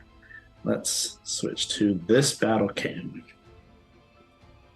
Okay, so Mary and Egoth have switched positions again. Egoth. Hondo is going to burst up out of here anywhere you'd like on a griffin. Alana and Gord on the back of Keith are going to come from over here. Oh, this is the map that Nate was, in heavy quotations, helping with the other day. That's right. Doing his best to assist building this. He most God, just look wants at to the all nightmare pieces. up top. Oh my god. Okay. So, as you guys fly in, you can switch to this cam, see if it's any better. You're on the bottom there coming in. That's not much better for this position. So, you can obviously see Egoth on top of the nightmare, Mary with Mira. Just for game mechanics, Alexander is hidden over here, though nobody sees his stealth currently. And you're all riding in on this side. The Nightwalker, you now see right up close and personal, massive, monstrous, just gently floating in the air. Its focus on Mary for the time, but as Hondo, you guys are flying stealthily through the fissure zone on the bottom. It comes to your turn atop the Griffin. The Griffin has a flight speed of 90, I believe, 80 flight speed. So you can use that to fly around anywhere you like. And just so you know, Griffin has AC 12 and 59 hit points. Okay. So if that comes up, that's what it has. But it is your initiative, Hondo. What do you want to do? I'm trying to think. I don't have any bombs left, do I? You So- might have a stick of dynamite, but I'm pretty I confident think everything we got used it. Okay. I'm gonna use to start. I'm gonna swoop in and shoot magic missiles. Oh, okay. Oh my. It came to play. Magic missile at who? Where's Mary? Sorry. Mary is up here in combat with Egoth. Yeah, there you go. She has 6 health. You're going straight at Egoth? Yep. You got it. It's a 5th level magic missile. Are you sending all of them at him? Yep. Okay, great. Let's do it. Magic missile at 5th level is 8d4. Yes, 3 for the first and then an extra on top. I'd have to so- check. It's 3 for the first, and then So 8, yeah. 4, 5, 6. Oh, it'd be 7. Plus 7. 3, 4, 5, 6, 7d4 plus 7. 7d4 plus So go ahead and roll 7d4, and they automatically hit. 5, 6, 7. Okay, not bad. Not bad. 21 21? plus 7 is 28.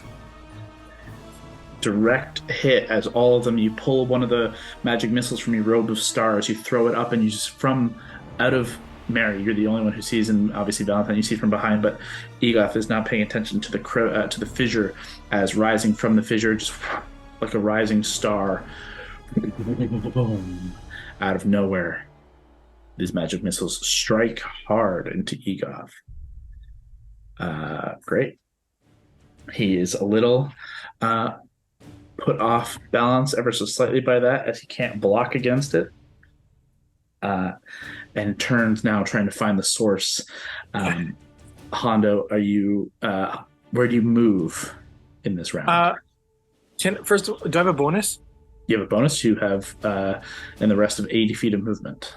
Okay, so for the bonus, can I do on Mary Healing Word? You'll have to get closer. Currently, you guys are 5, 10, 15, 5. You're about 80 feet from Mary at this point, so you got at least 20 feet closer to get within Healing Word range. Okay. That would be... Yeah, that would put you within about 50 feet of Mary. Okay. And Healing Word I can do on her? You can do that. However, as you get that much closer and you get within this kind of exterior range of the Nightwalker, you're within 30 feet of him. Mm-hmm. Both you and your mount feel this wave of like nausea and necrosis take over. I need both of you to make Constitution saving throws. God. So con save for you, and then a D20 plus 3 for your Griffin. Well, I just rolled a 20. What's happening tonight? The most 20 I've ever seen. And for my mount, he or she rolled a 13. The mount fails and takes 21 points of necrotic damage. You succeed and manage to evade You've been around long enough to kind of battle with the undead and the waves of this, and it's very reminiscent of the Blackstaff's kind of necrocious aura. Just so that's how you feel in that moment. But you feel your mount. You see some of the feathers of your mount's wings just begin to wither and fall away. As it takes a pretty hefty hit there. Yikes. That's not good. So that's for anyone within like 30 feet or something. Just stay away from it. But so I can I haven't used all my movement, have I? No, you only used about 30 feet.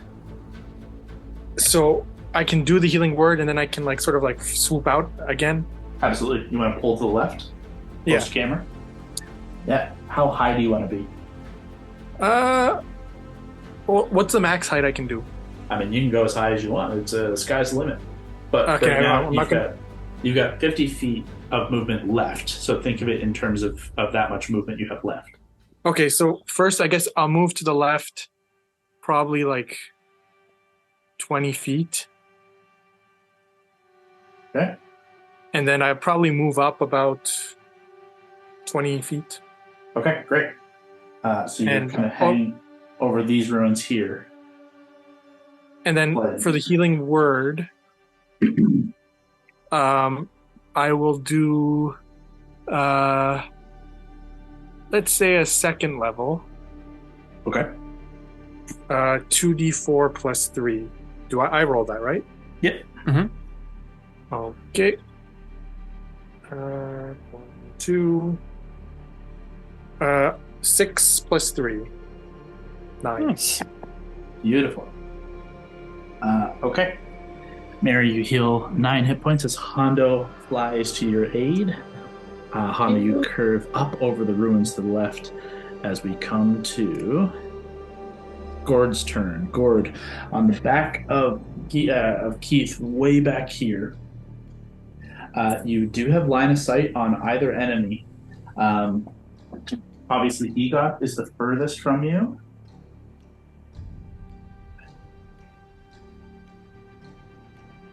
About 80 Is anyone within 60 feet?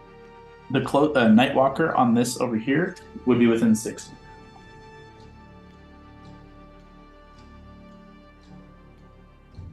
Yeah, he's within 55. Okay, well, Leah just told me something that changed my plans, so I blame her. It's okay. We would know this.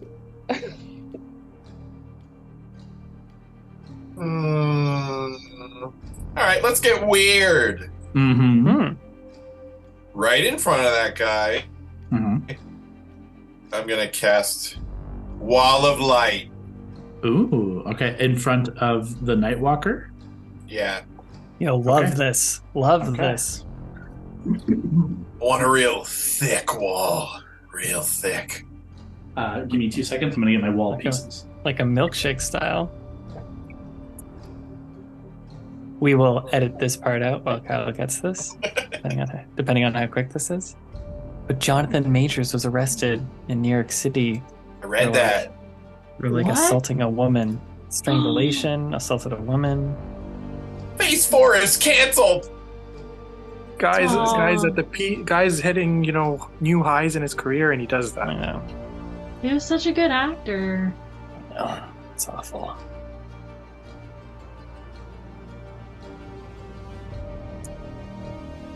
If you could just paint that gold, Kyle, Hmm? if you have time, just paint that like a light color. Great. It's going to have to do it in post, if I'm honest.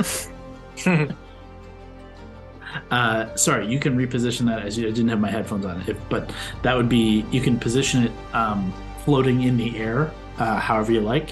If you want to put it like right in front of his face, he is flying about 20 feet up, and then he is about 12, 15 feet tall. So if you put it, 20, 30 feet up in the air, it would block his line of sight, if that's what you want to do. Yeah, that's what I want to do. And are you cool with the length positioning? Yeah, that's good length, good girth, good width. It That's looks always thick. It's the A girth solid that wall. matters. That's right. That's how you use it.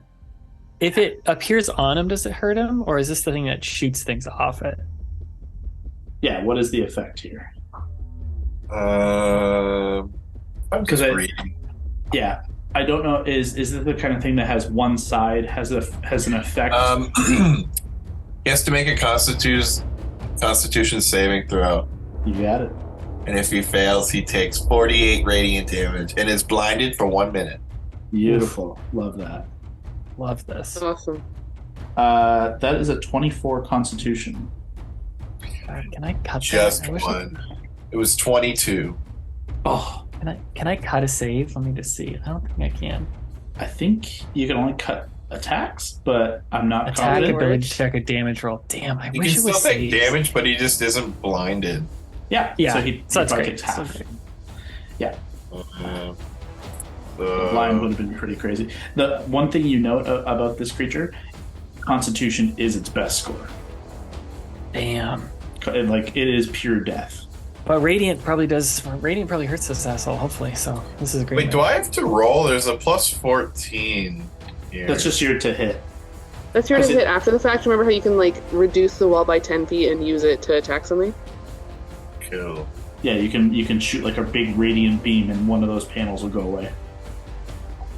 I think you can do it as a bonus action too, which is kind of the tight. I'm gonna part of do it. that because I just rolled 32. when I Damn. clicked it. 32. Wait, 32 to hit? Yeah. Oh shit. Okay, great. Are you attacking the Nightwalker or Egoth?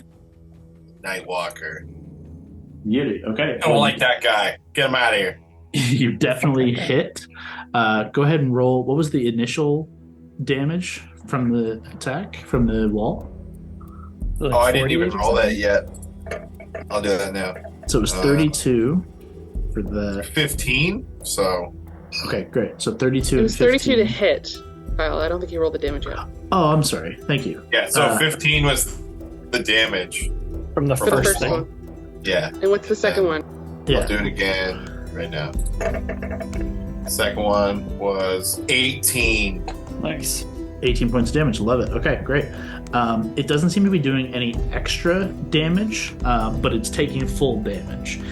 Sick. And That's what's important. which panel do you want to lose, the left or the right?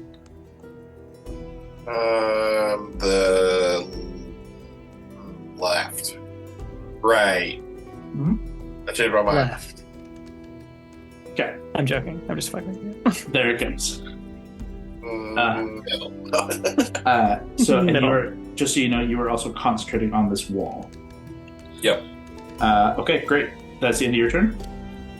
Yes, sir. Actually, I will ask. You're still on the back of Keith as you're coming in here. If you wanted to be on your own footing, you could dismount and kind of run on your own, or do you want to continue going wherever Alana takes Keith?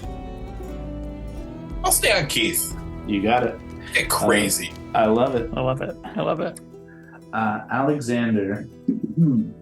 Alexander. Alexander.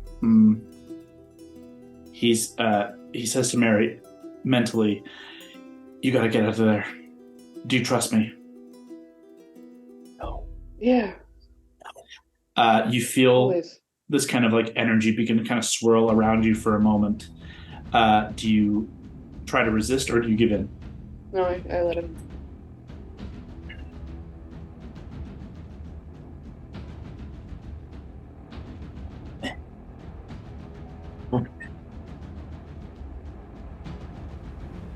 You feel a teleportation kind of swirl around you, and you and Alexander swap places. Oh, I didn't agree to that. Fucker. He leaps from atop Mira's back and just multiple strikes into Egoth with his sneak attack, going full on him. Here we go. First one, Egoth uses his reaction to barrier up. Second one, natural 20. There we go. Yes. That's with sneak attack and Yes. all the strike kick.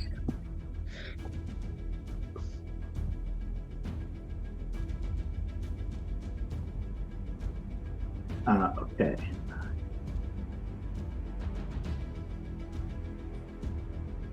Ugh.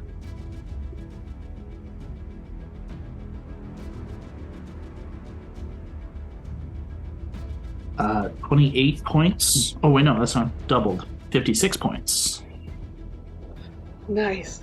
Yes, 56 as he 56? Nice. leaps through, and like one particularly long, like spear-like blade of shadow pierces in under the chin and gets into the core of the armor. And he gets one more attack here, which is a natural 1, so none on that guy. You watch as this attack misses him. Egoth uses another reaction to make a melee attack with the gauntlet against Alexander. And that is going to be 23 against Alexander. It's going to hit. It's going to deal 12. It's going to deal 12 points of bludgeoning and 3 points of fire. 15 points. Not bad. And he has to make a con save, which he succeeds. So he's doing all right. So that's good. And that is Alexander's turn. He's gonna just he's gonna hold there for the time, but he's gonna use a bonus action to. No, you know what? That's he's gonna hold his turn there. That ends Alexander's turn. Brawley, we come to you if you are here. Yep, I'm here.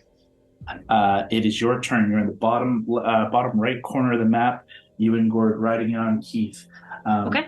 You can see these guys are up in the air about 20, 30 feet, and the Nightwalker is now partially obscured by this massive wall of blazing radiance. What do you want to do? So I can clearly, like, I have visible line of sight on them? Yeah, you have line of sight on either of them, really. Okay. The Nightwalker is a little bit more obscured by the wall of light, but you can still kind of make out because he's big enough to like kind of stand over top of it. Okay. I forgot to ask. So I raged at the end of the game last time. It dropped, right? It would have dropped because there's been Okay. so much time of traveling. Okay. So I will rage again. Okay. Rajay. First of all, and then I will use my javelin Yes. and throw it at him. Which target? You want to go Nightwalker or Egoth? Egot. Okay. Are you using like the thrown javelin or like the spell? Like the It's lightning. Lightning bolt. The lightning bolt. Okay. Yes. Love Um, that. What's the range? Hold on. You guys are back here. You are about 70, 120 75. feet. Okay. Hell Yeah. You're 70, 75 from right here. So you could hit him from here if you wanted, or you could get closer and hit him. You can do whatever you want. Okay. I'll hit him from here. You got it. Throw, and does it just become the lightning bolt spell, or do you have to hit? Yes, it becomes a lightning bolt spell. Beauty. So it's a dex save on his part. Okay. And this will hit both him and the mount simultaneously. Okay. Sick. Great. As a bolt of lightning rushes through them. What's the DC? DC to save is 15. Okay, coming up. Oh, that's bad. Total damage is 33. Beautiful. Nice. Ooh, not good. Egoth, where are you? Dexterity not his friend. For a total of 7 is a failure. Yay! Yay! Full damage. Oh, The yeah. nightmare is a 13, so both fail. Hell yes. Sweet. Yeah, the nightmare doesn't take any damage yet. Nope, it just for the first time takes 33. Is that what you said, Al? Yeah, 33. Yeah. Beauty. There is no reduction to that damage for Egoth.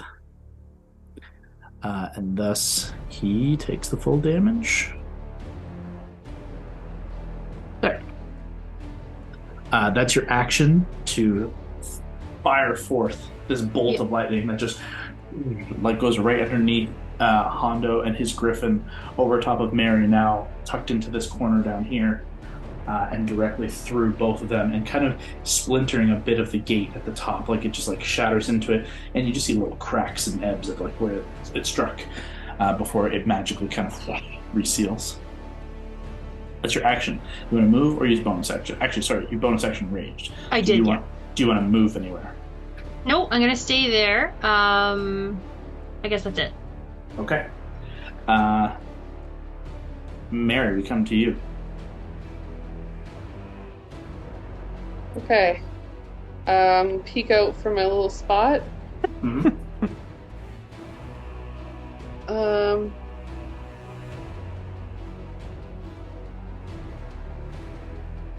60 feet.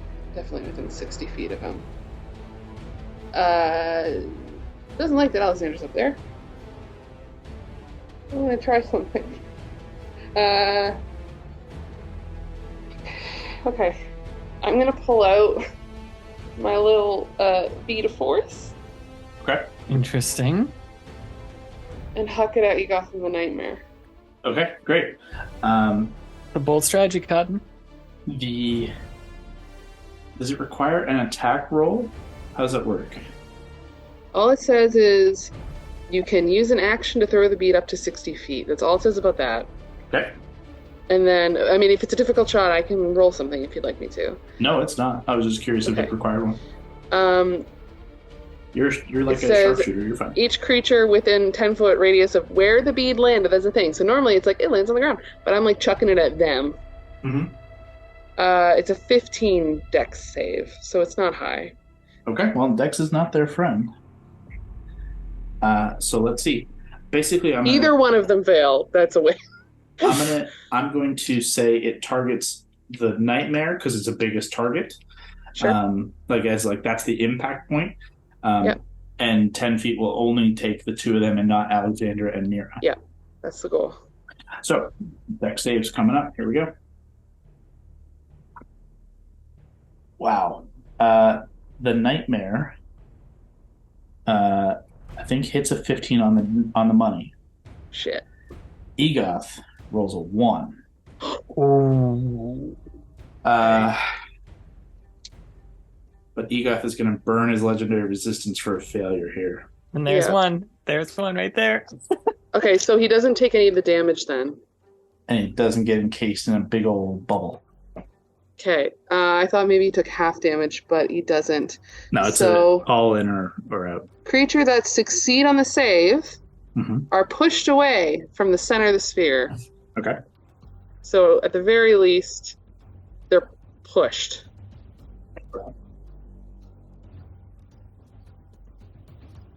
They are indeed pushed. So does the sphere remain even if it hits nothing? I don't know. It doesn't say. Just drops and rolls away. All it says is, I mean, it's gonna fall. Yeah, it says any creature that fails to save or whatever is trapped inside this sphere. So apparently there's just gonna be a sphere there for a minute. Okay, that's cool. There's Cool. a big It's fun. beach ball in the fight, just like a big Yeah. concert beach ball. I'm picturing more like, remember in Superman the movie when they put those 3 villains in that like cube thing? I like to think of I it was- more like the I was cellophane thinking- Superman crest that he throws around all willy-nilly. I was picturing bubble soccer. It'd be trapped in a bubble soccer thing. Okay, now that I have a second to breathe too, I'm gonna try to get a better look using eye for detail Mhm. at what the fuck is going on with the gate. Like, I don't know anything arcane purposes, but like, okay, he did 2 things over there. There's 1 over there. Is there like a pattern? Can I get a number of how many probably total are supposed to fit in this thing? Sure. Go ahead and make a perception check. Perception? Okay. Oh no. I just lost my dice. Oh no! 11 plus 7, so it's only 18. 18. The pattern placement doesn't seem random, but doesn't seem to have like a laid out pattern. He's got Okay. 2. He's got 1 up in the top right corner and 1 about 5 feet down from there, maybe almost 8 feet down. And he was going for the other top left corner. I don't think you can discern any particular significance of the placing, but you can guarantee that they are gate gems that are being like embedded and absorbed into the makeup of the gate. Okay. And it is clear that the more gate gems here, this gate is going to fully open. And you can still see clawing, gnashing devils are trying to push their way through. It's, think of like Infinity War, those, alligator monsters clawing at Wakanda's barriers. Yeah. They're trying to push their way through, and they will kill themselves to get through, and eventually they will break through. These gate gems are just opening the door. You know the power of these gate gems, and there are multiple here. You've seen a single gate gem open a portal. If there are enough of them, this portal will become permanent. Ooh. Okay. Can I call out to Mira just to regroup now that they're not going to get an attack of opportunity? For her to kind of come to me? Yeah, absolutely. She takes her initiative after you when you're not on, so she'll come down after your turn is over. Okay. Are you going to stay there? I'm going to tuck back in. Mhm. Because I have more than double digits, but not Great. that much more. Okay, that's the end of your turn? Yeah. Mira will oblige, and with Alexander, lie down and kind of tuck in right behind you here. With Alexander on her back. And That was you're, fucking clever. Do not fucking do that again. just- With a half smile. yeah, he doesn't really necessarily say anything back, but he dismounts. Mira just slides off. But you will still need to use half your move to remount her. Yeah, I'm going to wait for now. But that would be the end. That would happen at the end of your turn, anyways. So from there, it takes us to Egoth himself. With you not there, this is a perfect time for him to say, calls out to the Nightwalker. Do any of you speak Infernal? I don't Gordon? believe he Boone, used Boone used to, Infernal. but he did. Not sorry, me. Or would have used to know Abyssal, but I don't know if he knows Infernal. It'd be in your proficiencies area on your character sheet. I just know Common and Sylvan. Okay. He calls out in a commanding tone, in what you surmise to be Infernal, given the circumstances, and you've heard Infernal before. But you don't know exactly what he commands the Nightwalker to do. But what you do see is around the Nightwalker, those ruby chains that have kind of blended into his form flare around the runes that are all around the ruby chains. And it doesn't do anything yet, but it will. Egoth then turns back to the gate, draws out the gate gem, and is going to use his action to apply it.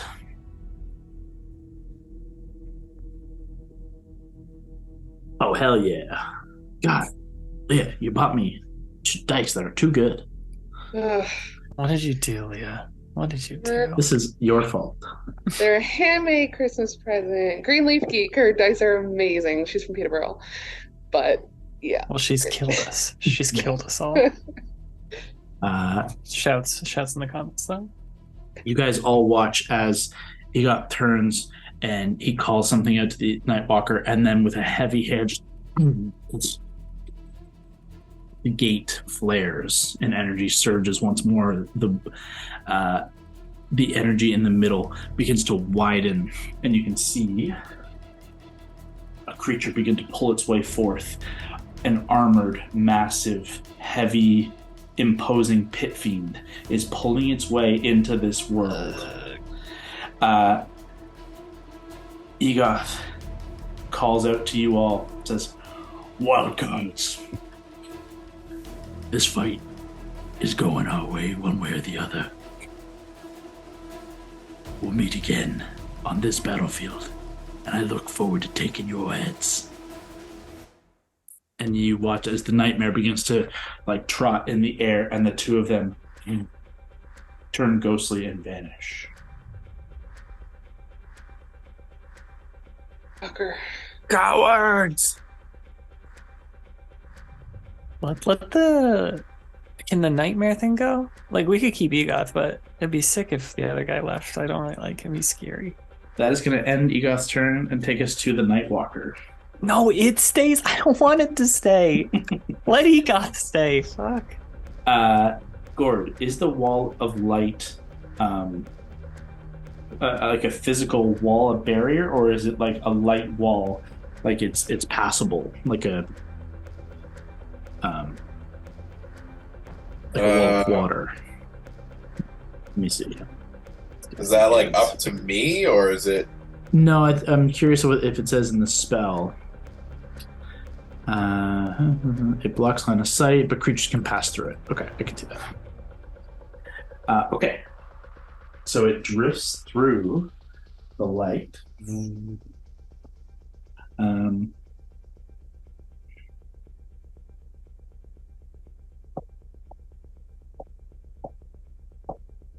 Does he have to make another Constitution saving throw? That's what I'm just reading through here to see. This one doesn't appear to have that. It's more that you get to use the beams. If he ends his turn there. Yeah, so he's on this side, but he drifts through and is going to drift straight into the mix here and is going to 5, 10, 15, 20, 25. He's going to get right up on you, Hondo. Right here.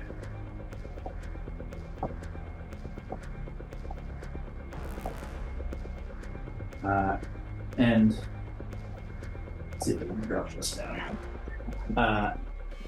And everyone, you can feel the that annihilating energy, similar to Raymond's staff, the black staff, begin to kind of rush through you all as he gets closer. This pure, entropy, death energy. And he's going to take a couple of melee attacks against Hondo. Oh, actually, let's see if he gets his Finger of Doom back. Why does it always end up being Hondo versus giant nightmare thing? Hondo's Every gonna time. ride this thing's back. Hondo can't wait to jump on it. It's more that he was the middle thing in the middle, and he was kind of just the first thing to see.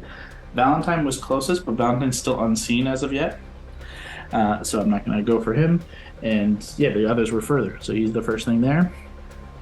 He does not get the Finger of Doom back, so he's instead going to Enervating Focus attack, one against Hondo, one against the Griffin. Here we go. Against Hondo, that's a 29 to hit. Yep. And against the Griffin, oh, that's even higher. That's a 30 to hit. Oh. So both of you are going to take... Oh, terrible rolls.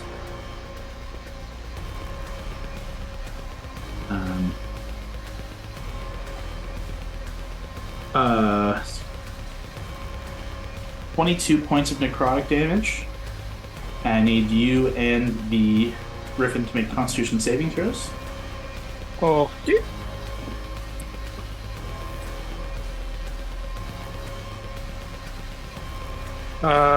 Okay, so first 7. And 7, God, look at con that. save is 4, so 11. 11. Both of those are fails.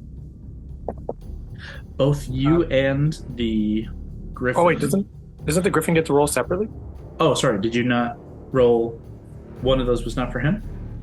I rolled it. No, oh no, I was adding my con save plus 4, so 7. I'm sorry.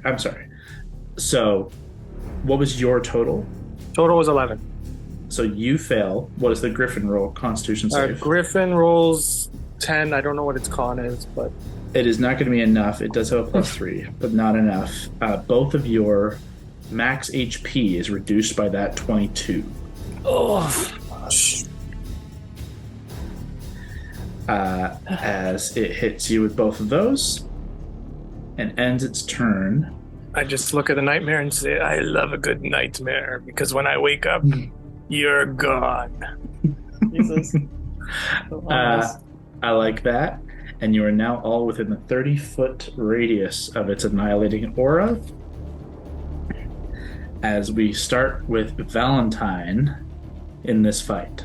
Hi. What's up? Okay, so everything's changed from what I was originally going to do. Can I fly underneath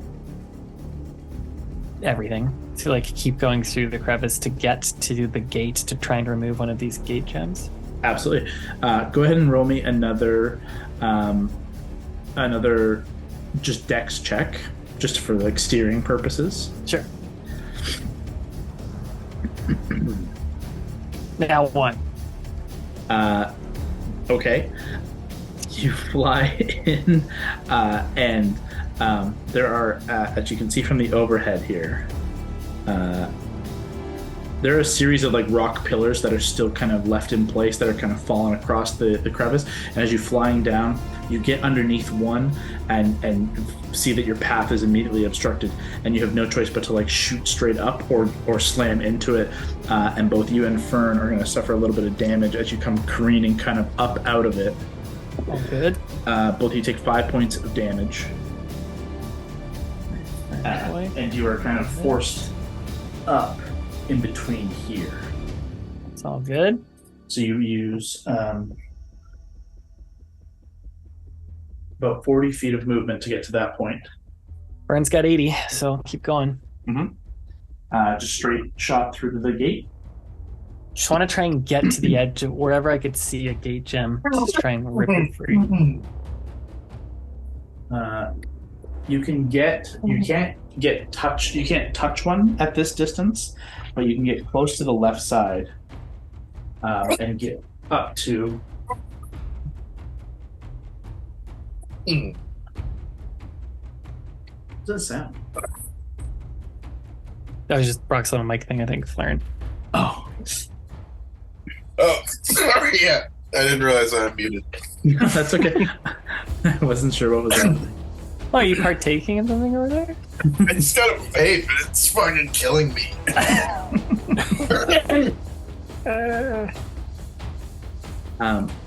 So sorry, you get up. You're not within touching distance, but you can look at it, and you could make you can use an action if you want Yeah, to let's use. do it. Do like an Arcana check to see if you understand. Like, Is this even stoppable? Something. like what's your end goal with what you want to learn here? Was watching him use these to start this flaring. My thought is, if I get these gate gems out, will it stop this flickering? Because we don't know what you said about like it could be permanent. Just trying to get an understanding of, is there any way to stop this gate from opening and unleashing hell on here? Mm-hmm. Absolutely. Arcana check. Okay. Pretty good. So 15 plus 14 is 29. 29. Beautiful. You understand little about the gate gems ultimately, as you've been kind of around like the you've been trying to understand the gate gems for a long time, and they're a difficult, weird, old magic, and trying to suss out how they work has been a struggle and a problem basically for much of this adventure. But you've learned enough to glean the fact that they're powerful enough to maintain this gate. One of these can open a gate to another plane. Multiple of these can make it permanent, as we've kind of established. What you've quickly seeing as you look across to the other two on the other side, that first one is almost fully embedded and is like sinking into the gate. After a certain point, they will not be accessible. If you can get to them quick enough, they can be removed, or dispelled, or shut down in some way. After a certain point, though, like the first one is already, one is permanently there. Yeah. That second one on the right side, it's coming to the last couple of rounds. Moments. This new one could be the easiest to pull away. But obviously, where do you focus your energies? Mm-hmm. Lastly, you gather there's a physical component. You can try and just break them, and you know the kind of devastation that has. That's a hard thing to hit, and it has like a death.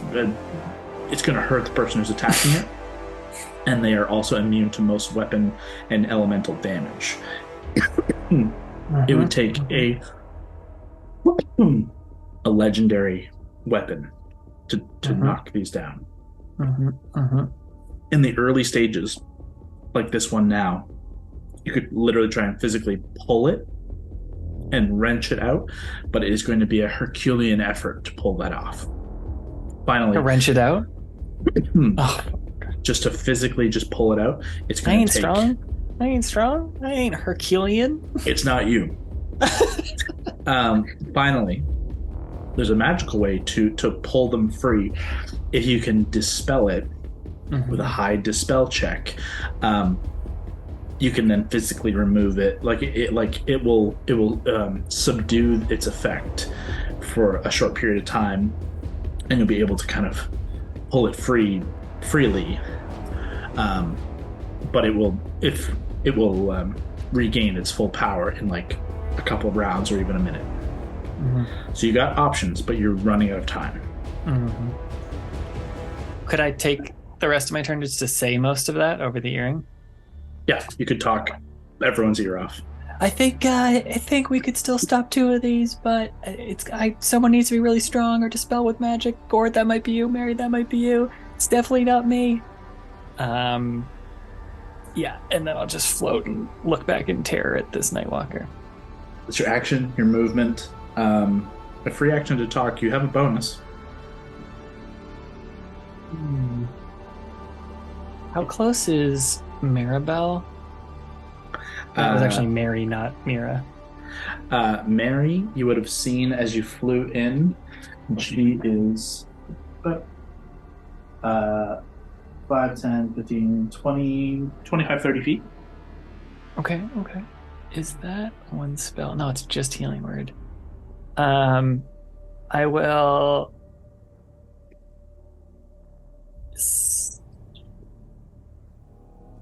I will second level healing word her. Okay. I'm like, is this a waste? Will this save someone's life in the future? Second level healing word goes out. 8, and then I casted the first level, but I actually mean the second, so I'm just gonna hit this button again. Yep. 16 total. Nice. Yeah. Quick pause. Don't know if you saw Kyle probably had to leave. Okay. We will collectively play out Alana Brawlwind's turns then as a group, and just see what happens. With Egoth off the field, the current kind of game plan is destroy the Nightwalker and stop the gate from allowing too many devils through. If you can take this last gem out, the gate will not have enough power for devils to just walk through. Cool. So basically, your current objectives are eliminate this Nightwalker and get at least one of these gems down. Yep. Yeah, she said Levi's just not happy. No, His that's- teeth are killing him. Yeah. That sucks. I don't envy her. Yeah, I know. And cut it. So, at the end of Valentine's round, we come to the top of the round. Hondo, we're back to you. We are face to face with the Nightwalker, and the Nightwalker. Ooh, wrong cam. The Nightwalker at the top of your turn. I hate this cam. Go back to your face. I don't like this cam. I need you to make a It Constitution looks so saving throw. epic, though. I hate it. No, I don't like it. I hate that I see the background of my office in that chair. I wish I had a cooler background, but it is. But once we what it is. once we monetize the channel, y'all. That's we'll get right. a nice background. Get a studio. Hondo, I need a con save from you and from your mount, please. Okay. So I roll a 13 plus 4, 17. Okay. That's a fail. And Mount Ray rolls an 8.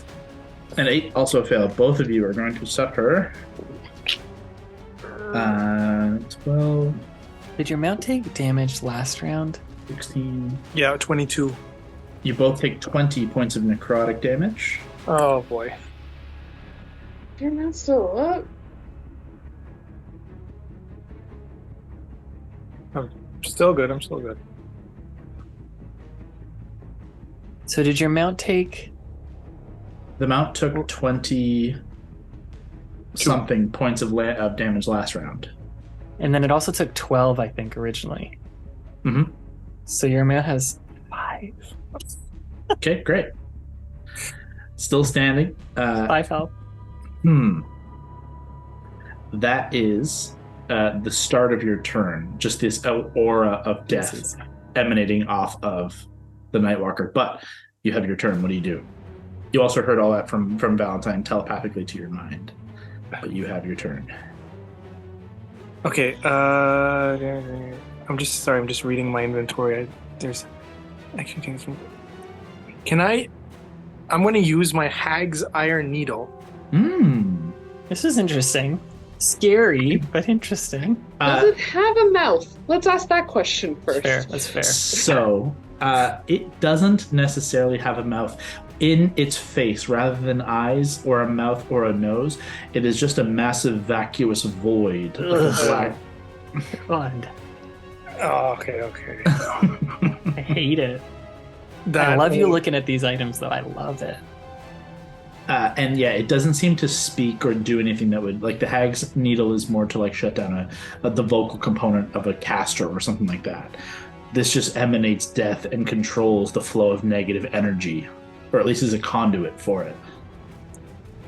Okay, so does that mean like it like attacks go through it type thing, or will it still? No. Nope, you'll definitely hit it. What it does mean, though, is similar to a lot of other kind of ghostly figures and undead. It has several resistances to certain attacks, and certain types of attacks. I'm going to use Dragon's Breath. I was honestly thinking maybe he would, and I love it. I love it. So you, as a bonus action, you take the potion, or is it the spell? You consume this potion as an action, and for up to an hour or subsequent turns, you can exhale dragon. Okay, once considered. So it's an action. Okay. Okay. So it'll be your action to drink the potion down, and then you'll have that available to you as you go. Hondo's breath is at the ready. Do you choose now what type of breath it is, or does it tell you based on the potion? You can exhale dragon's breath of a random element. Once consumed, a creature is granted 3 uses that deals 48 points of damage, which you roll randomly to determine the type and save for. Wow, Okay. cool. Great. And it's an action to use each time? You consume this potion for an hour. On subsequent turns, you can, etc. Once consumed, a creature is granted 3 uses. It just says 3 uses, which you roll to determine. It doesn't say anything about. I think it would be an action. Okay. We have for an hour, so that's good to know. Even if you don't end up using it now. Mm-hmm. Wild Dragon's Breath, is that what it is? Yes. Yeah, it would be an action on each turn afterwards. Or for the next hour. As an action, you could do it. Pardon me. Okay, so you take your potion down as an action. You're still right in the face of this thing, and you still have a bonus action and all the movement of a griffin. Do you want to stay, go, or do anything else? I want to go behind it. Okay. Easy enough for you to swivel and fly around this creature. I do want to just point one thing out. As you swivel around to this side and position yourself over top of the fissure with a dying griffin beneath your legs and the aura of the Nightwalker. Get out of there, pal. Move that griffin away. Can I move back a bit? You will leave its range if you move further away from it. And it will get an attack opportunity from you or others. I'll take that risk. Okay. You pull back to just get over top of the of land on the other side, and it is going to swipe out at you with an enervating focus attack. Sounds scary as hell. Yep, that's a 30. Oof. This griffin's Gadsville. He did not go for the griffin. He did go for you. Okay. Because it feels unfair to go for the griffin. That's going to be... Jesus. 25 points of necrotic damage. I need a con save from you as well. Can I dodge that? Yep, it's a melee attack. You can take half as much, so take 12. And a con save, you said? Con save, yes. Okay.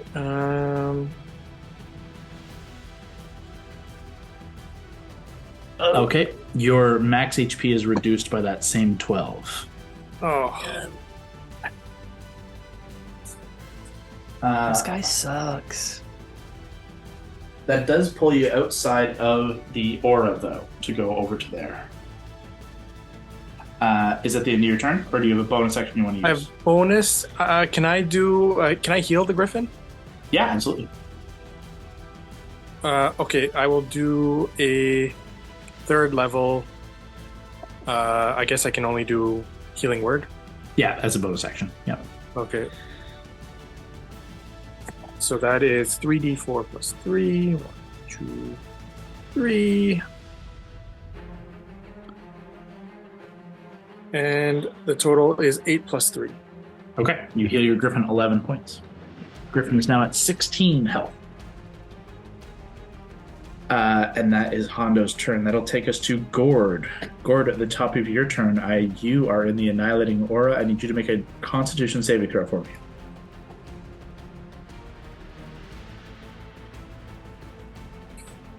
18. An 18 unfortunately fails.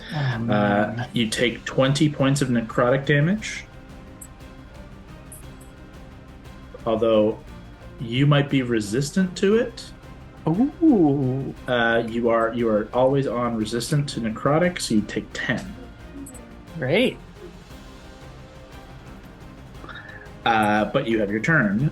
You are still in the back of Alana and Keith, who have just been kind of held after throwing the lightning bolt of the Stormcrag spear, and are just waiting to ride into action there at the bottom left or bottom right of the screen. What do you want to do? Can you drop concentration on something and then do another spell in concentration in like the same turn? Yeah, you can drop concentration on any spell anytime you want. You do still have like a bunch of panels of these light things, though. Mm-hmm. So you could always use, like, before you drop it, you could use your bonus action unless you're using it for something else, because you may as well to, like, use it. Mm-hmm. Yeah, if you're going to lose the wall of so I light, can attack him with it and then drop it and then do another spell that's also concentration? Absolutely. All right, I'll do that then. Go ahead and roll one of That's your attack, the plus 14 wall of light. 31. Definitely hits. Definitely hits. Damage is 18. 18 points of damage. Okay, great. One of the panels, I'm not going to bother choosing which side because you're going to drop it anyways. So one of the panels goes away as from the back, the Nightwalker is lit up. This wall of light strikes into it. And what are you going to cast in place? Oh, fuck. I lost it. Sickening Radiance. Ooh, okay. I'm Just interested. like right in his face. Okay, it's like a sphere of radiance. Sickening radiance. That sounds cool as hell. It's like, it's essentially like, Here, Like- I'll like X-ray radio energy. Like what's that term I'm trying to think of? gamma radiation. Yeah. Oh, cool. Dim greenish light spreads within a 30-foot radius sphere centered at a point you choose within range. The light spreads around corners, lasts until the spell ends. When a creature moves into the spell's area for the first time on a turn, did a con save, suffers exhaustion, and cannot be invisible. Interesting. Okay. Deal. So you slam it right in his face. The wall of light dissipates from behind. And you want to just summon the sphere just like hovering in the air right here, just like right around him. Yeah, like I wanted it to appear like just right, like his face is just right in the middle of it. Yeah, absolutely. It's a 30-foot radius sphere, which, using this as the guide, like, that's a 20-foot radius circle. Oh, shit. So, Sick. Do it like that. I was picturing more like a cloud that was just on his head, but I'm cool with that. it encompasses his entire body and then some, in every direction, quite handily. Now, this also keeps you all... it would hurt any of you as well, should you enter into this radius. Mm-hmm. I'm gonna yell, "Don't go over there!" But it is a con save Yep. coming up. Now, con is kind of his bag. And I rolled pretty good. That's a 26. Fuck. It was 22. So I think he takes half. I don't know. When it enters on its first time or starts its turn there. Oh, it's on his turn. So actually nothing happened yet. But it will on his turn. So we'll come back to that. You cast that. Do you stay on the back of Keith or do you hop off Keith? I'll hop off him. Okay. Where do you want to go here now? As you are... Let me switch the camera. You are down here. Boop. You hop off Keith. I'll just use my feline agility and run to the left Sick. and like hide behind that wall. Sick. Yeah, you can get like deep in here, and the wall gives you half cover to any ranged stuff, which will also give you a bonus to deck saves and stuff if they come up. Sick. That puts you there outside of your own spell effect, and you are safe. And he is shrouded in this kind of dim green haze. And we'll come back to that in a second. Gord to Alexander. Alexander turns and sees no Egoth and looks to you, Mary, and just says, "What's the plan, boss?" I think we gotta fucking beat the shit out of those crystals. If you can give me a boost, I'll see what I can do. All right. He's gonna hold his. Mira, I guess, yeah. He's gonna hold his action, and just kind of mount up with you on top of Mira. Yep. Or wait for you to mount up. He'll hop up, and then you can hop in front. But he's gonna hold his action. That's gonna bring us to Brawley, actually. I was thinking she would try and get to these things to remove too. Okay. Well, Brawley then is going to, I'd say, use a bonus action to get Keith to dash and go the same route as Gord around back. But does someone have to fight this thing? She's that close to it. But if she enters... She can also chuck a javelin at it. Like, she has Stormcrag. That's just... she can just throw it like a javelin, too. Well, Stormcrag, yes, she can, because it's like a lightning bolt that she cast out of it, so she still has it. At the beginning of her turn, she has to roll the con save. Her and Keith are both in the aura. So, con save coming up for Allie. That's a success. Nice. She's okay. And then for Keith, it's a natural 14. And Keith's constitution is only a 2. So Keith is going to suffer 21 points of damage. I'll keep track of that. I just have it on her character sheet great. here. I have her D&D Beyond thing open. So she can attack to keep her rage and make her way towards the gate. Yeah, I mean, she can also throw her hammer. Whatever does more damage. Stormbreaker is going to do more damage. Let's do Stormbreaker. Yeah, because that comes back to her too, right? It's like a thrower. What's the dwarven thrower? We could also, if I could phrase this, we could also daisy chain. Like if she sprinted with Keith, Kylie, tell me if this is cool. She could sprinted with Keith towards it and then held her action to break one of these. If I airlifted her closer to it, Can we do that? You could absolutely, yeah. You could either, basically the choice is, do you want her to try and focus and fight the Nightwalker, or get her closer to try and either break one of these? Alana's kind of your only shot for anyone to try and pull it free, just as a straight like strength check.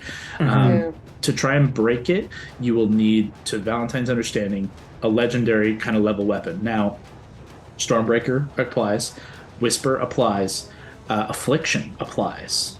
I believe that's all the weaponry in your kits that would be fair. No, Aetherius would apply. Okay. Aetherius would apply. I just don't think of you using it as like dealing damage typically, but it's a legendary weapon. What do you guys think? Should she attack this Nightwalker thing, or should she just go for it? I will also say, if she doesn't take or deal damage, her rage will drop after this turn. No, she needs to hit something. That she hasn't been hit. She's saved from someone the aura. Also, she has a good con, and someone needs to keep this thing distracted while we're fucking up the gate. Yeah, okay, so she'll do it. I feel like she would just go try to hit this thing, but I could be wrong. Maybe she sends Keith away so he stops dying from this thing, and then just attacks this herself. No problem. That's fair. She would send Keith to follow Gord. Yeah, great idea. Follows Gord to there, keeping behind here, and is just gonna tank the aura and throw the hammer as she just spins Stormbreaker in hand and 2 attacks with Stormbreaker. Stormbreaker is on a ranged attack to a target that is huge in size, which this is, deals an additional 2d8 thunder damage. So she can roll 1. That's a 33 to hit. Definitely hits. Oof. Roll another. A 26 also hits. Yeah. So for her damage is 14 and 9, so 23, and then an additional 4d8. That sucks. 32 points of damage. It doesn't seem to take that thunder damage so much. So that actually is reduced a little bit to 27 points it takes. Oh, great. But she has its full focus and it's just slam as the hammer comes back and forth, and she is just going to focus on purely tanking the aura and keeping its focus on her. Could she have warded it with like a bonus action or something like that? Does she? Yeah. What's her? Let's just say she did that, whatever that thing is.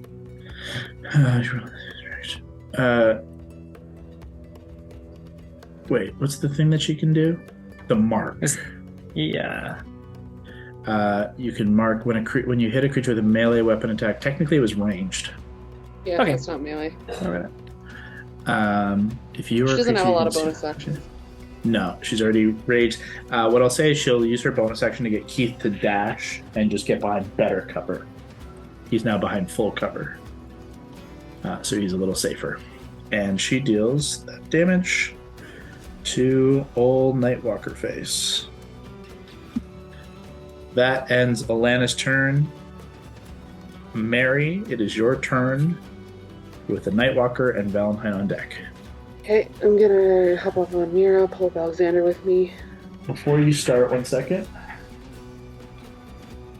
You are all 3 in the aura. I forgot on Alexander's turn to roll for him, so con save for both you and Mira. Okay. Alexander fails and takes 20 damage. Oh. Jeez. Okay, I rolled a natural 18 plus You succeed. con. Yeah. You take no Mira. damage. Roll, she fails 100%. Then she'll take 20 points of damage. Okay. But you can mount up. Oh, Mira's starting to look rough. Okay. Get up to, so one's more sunk in.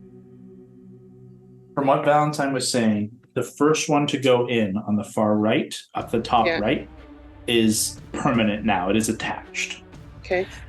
The one below that is still in the later stages, but is still removable, so destroyable. And the one that is directly in front of him, the last one to be placed, is brand new. So it can be whatever. Let's go for number 2. Okay. If we can get there with Mira's movement. You should be fine. Let me double check. 5, 10, 15, 20, 25, 30, 35, 40, 45, 50, 55, 60. And even with your mount up timing, should not be a problem to get to there. You're on the same height there as Val is, but technically this one is only 10 feet up. Okay. So you're only 10 feet off the ground right there. Decapitate it. Actually, no, I think To pull out Affliction again. Reaction. be like this. Okay, you're gonna use Affliction to try and attack it. Yep. Go ahead and roll 3 attacks. First one is... Alexander's gonna follow suit, and he makes his attacks, but regardless, they don't seem to find purchase. it has to be magic or something crazy. Okay. His are magical, but it's not Legendary the right magical. kind. Yeah. Okay. So that's 28. 28 to hit. Yeah. Yeah, hits. Go ahead and Do you roll want me to do all damage. 3 of them, or does it matter? Do all 3 attacks. Just so we know Second how one's much 27. hits. The third one is a 23. 23. Yeah. That does hit. Sorry, that one does not hit. This one is Okay. more sunken in. It would have hit the first one, but not this one. I'm So going 2 to- attacks. No, that's fine. Instead, I'm going to precision it. Okay.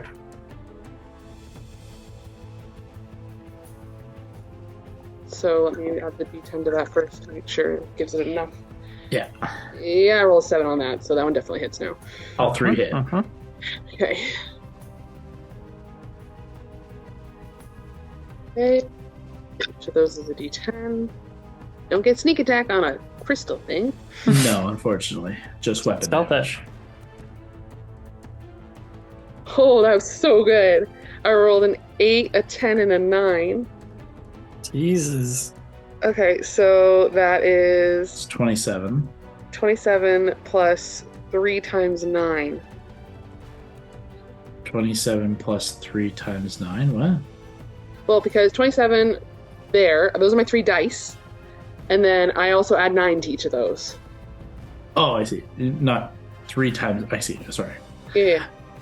Plus 3 times 9 is 18. 20. Yeah. 27. 27 Yeah. and 27 for 54. Yeah. Just beats the threshold of how much hit points these things have. Thank God I used the precision. In the last kind of seconds of this thing before it would like sink in and become absorbed, and now that you're close, as you fly up, you can see that there is a gate gem up above, like 5-10 feet above you, and it's like as if it's encased within its own gem. You know what I mean? Like you can see when you put like a spider in amber or a scorpion in amber, it looks like the gem is within the obsidian onyx of the gate. Safe and sound, but this one was not quite absorbed yet. As you shatter it, it explodes in a blast of arcane force. I need you, Alexander, and Mira to make intelligence saving throws. Oh, no.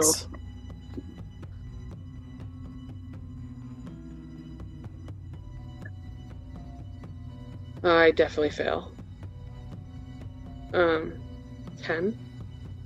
Alexander, not so good. 10 is a definite fail. Alexander, I rolled a 15, but that's not enough. Mira rolled. What's her intelligence? Mira rolled a dirty 20.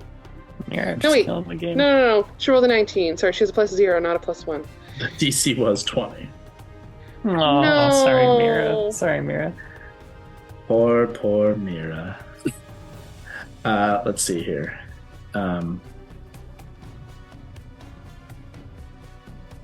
That is going to be a decent amount of damage. Uh-oh. What's your HP at here? 30 something. Okay.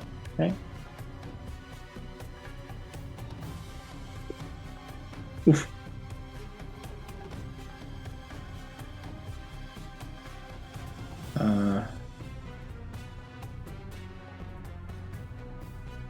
You each take 42 points of Those Mira. We're both out. of force damage as you both Mira is dispelled and sent back to the heavens, and you and Alexander are thrown back 10 feet and then land on the ground. As you collide with the heavy earth and stone, you suffer one failed death saving throw. Mm-hmm. Alexander lands heavily beside you, and how much health is he at? He is barely there. God. Yeah, he's at 12 hit points. Oof. But that fall, how much was that fall? It was only 10, so it's a d6. Okay, he's at 7 hit points. Oh no. As you both slam into the ground, Valentine on the other side, you look over and you see Mary unconscious, Mira destroyed, and Alexander clearly completely dazed in a fog on the ground. But the gem is destroyed. My turn. That's the end of Mary's turn. We go to the Nightwalker first. Fuck. Nightwalker's turn.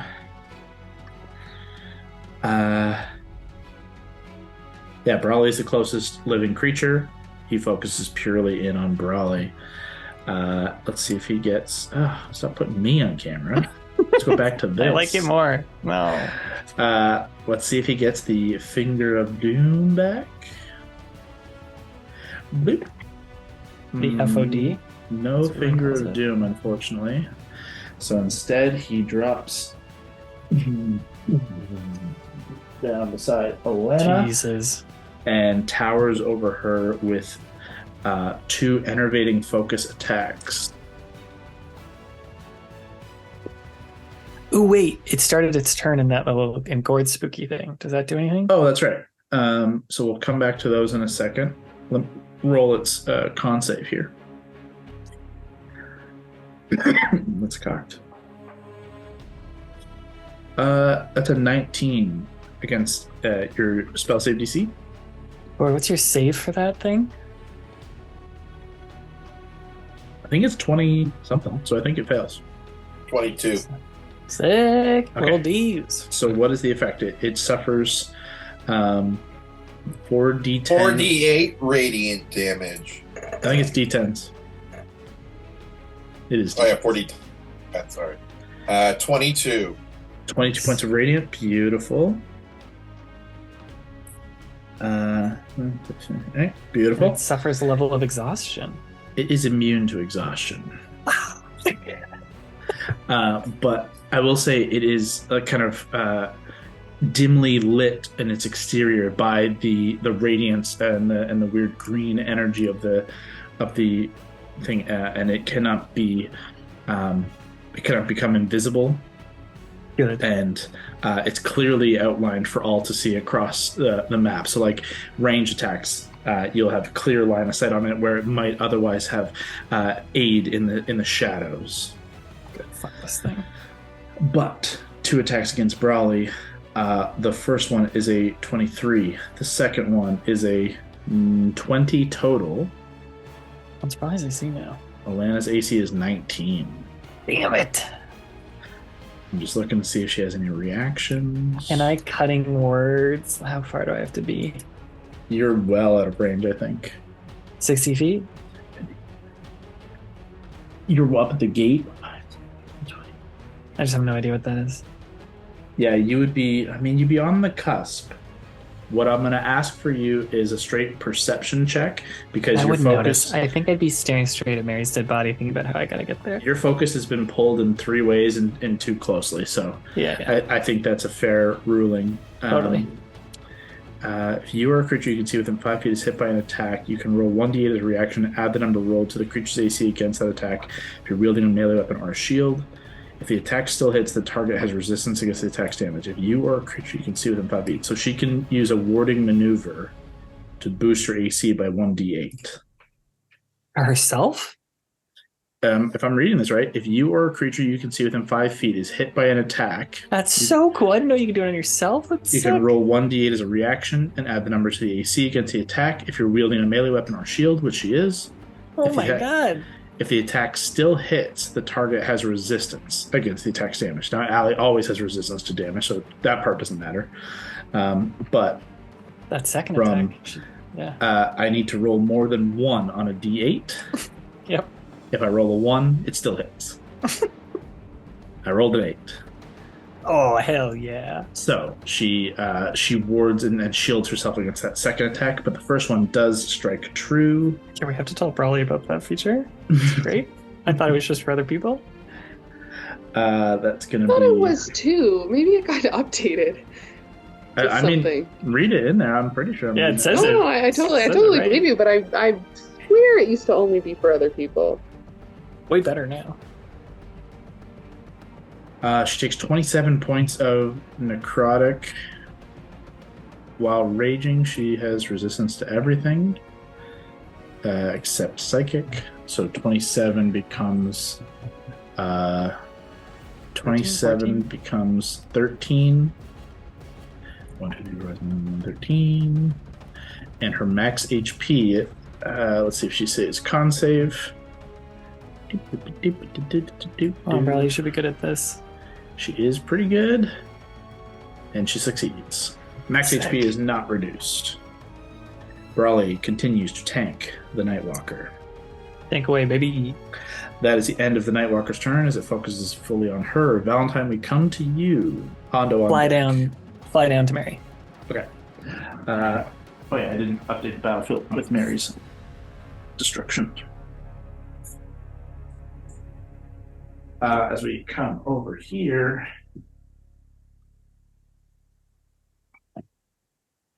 Yeah, even without thinking, Fern knows and flies us down, just folds the wings, and we just zip down, land between them.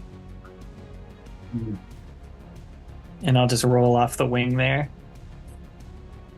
And as I'm going, I'll take out a potion from my bag, rip the little cork off, and put it down Mary's little throat. This will be a superior potion. Ooh, okay. In action, you feed Mary a superior potion. How many d4s is that? Superior, I think, is 8, but let me pull it up specifically.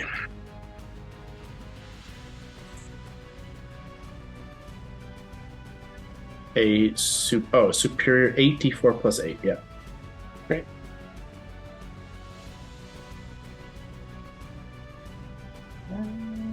It's pretty even, it looks like. Okay, so that is, come on, D&D Beyond, give me that math. 23 plus 8 is 31. 31, Mary. And as you come to, I'll be like, you're supposed to do this to me. Do your job. And then I will turn to bonus action.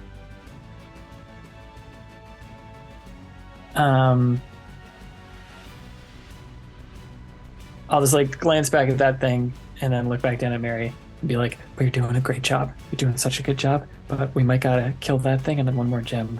And then who fucking knows what happens next, but I believe in you and I'll inspire you. Okay. Mary, all through Valentine's inspiring speech and bringing you back to consciousness, his face is like super like double focus, triple focus in front of you. You are completely like dazed from the effect of the gate gem and the fall and the death and all that. You're still not fully mentally there yet. It's been a really long time since Mary's been knocked unconscious. Like a really long time. It's very scary. Don't like it. Do I have any movement left? That costs most of Fern's move, and you dismounting Fern costs a move.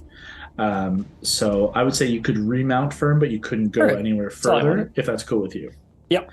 Action Just bonus jump action. back on Fern. The whole 9. Top of the round, Hondo, we come back to you. Dragon breath time. Oh, that's right. I totally forgot. Dragon's breath coming out hot. Okay. Or cold, or lightning, Uh, or acid, or poison. Who knows what's coming out? Get on. Okay. You are going to have to enter into the aura of the Nightwalker to hit with the with your Dragon's breath, if I remember correctly. Dragon's breath.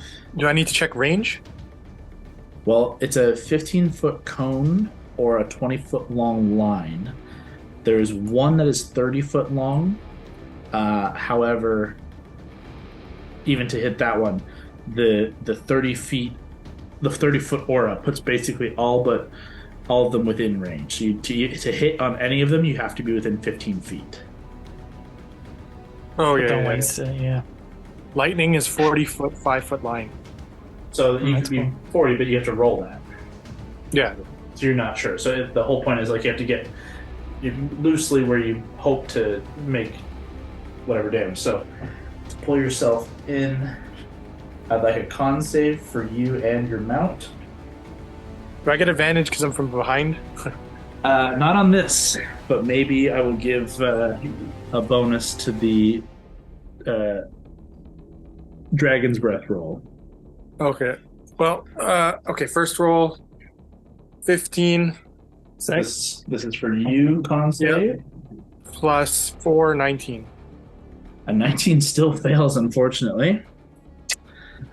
And the next roll is a 4. Let's see. Your mount might be going down here. For sure.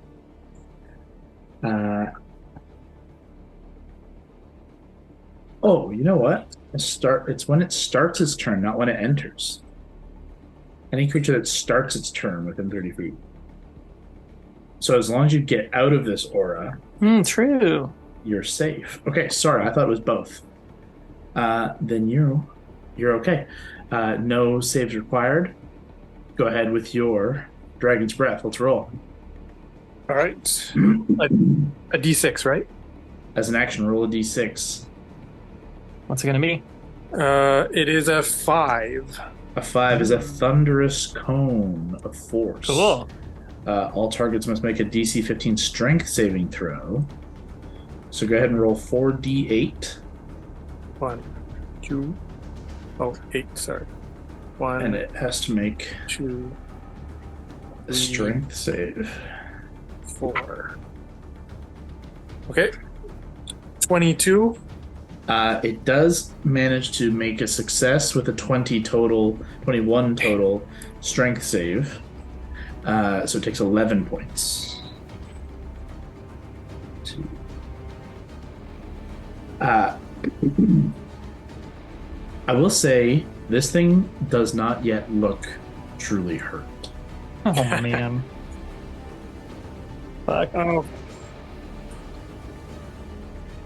Do these chains seem corporeal around it? Yes. Yeah. So if we could potentially remove these chains, maybe it would bug her off. You're not Okay, sure. something to think about. Hondo, that's your action. You have a bonus action and movement, should you like it. okay. And you only moved about 15 feet there. I can move 15 feet, or I've already moved. You've only moved 15, so you still Okay. have 65. So I need to stay in the cone, or I take an attack, right? You need to get out of the 30-foot range to not get the necrotic damage next turn. Okay. So I'll do And- that. Okay. You want to just pull back where you came from? Yeah. Whoop. You swoop in, swoop out, nothing untoward. You still have some move if you want to move any further, and you still have a bonus action. For bonus, is an inspiration a bonus, or is that something I can do anyway? Inspiration's a bonus, yeah. I will inspire. Ooh. I will. Raleig's right there. Yeah, why not? I'll inspire Raleigh. What do you say to inspire your dwarven companion? I will say, feel it in your bones, rage like a machine. Pretty good. Top shelf. Kill it in the name of. She does so. Her muscles ripple with fury as you inspire her, and she will use that pretty soon, I'm sure. That takes us to Gord. Gord, you are tucked around the back of this structure on the left there. These kind of ruined walls, these four foundation walls of the ruins here. You have line of sight on your target of the Nightwalker, and you're close to the gate, though you'd have to get up to get to the gate gem that is about 20-30 feet high. So what are you doing?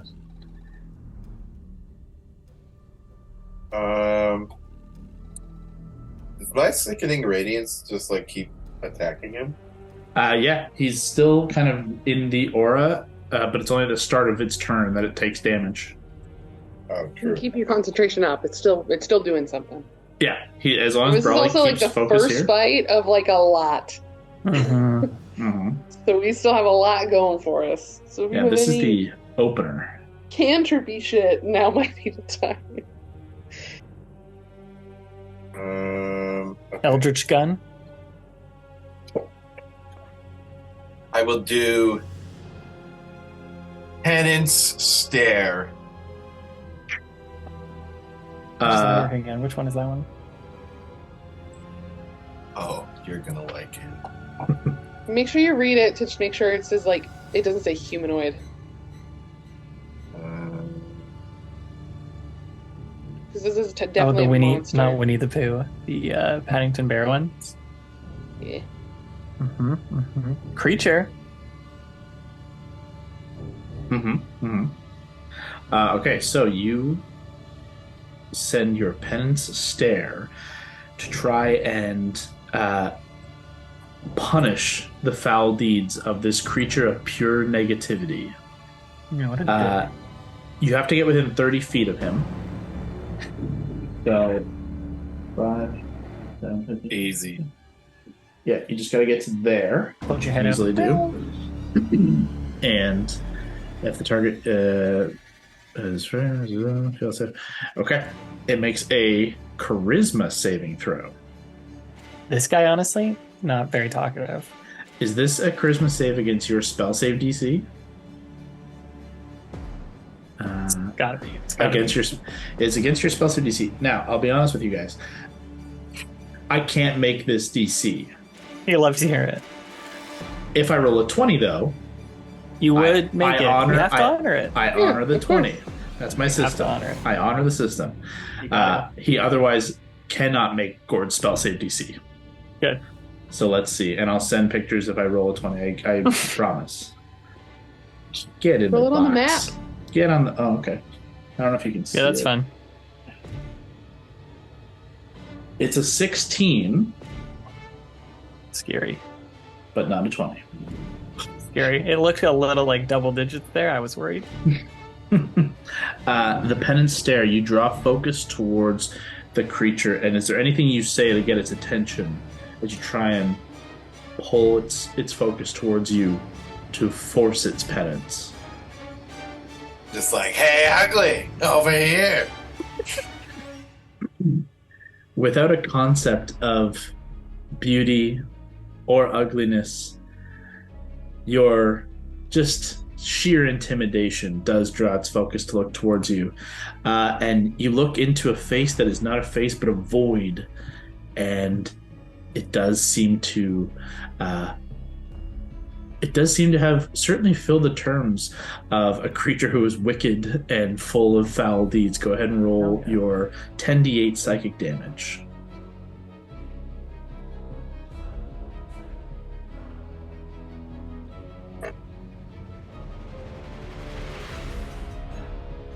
I also want to point out 53. this pulls you to teleport within 5 feet of them, just so you're aware of that. Oh no.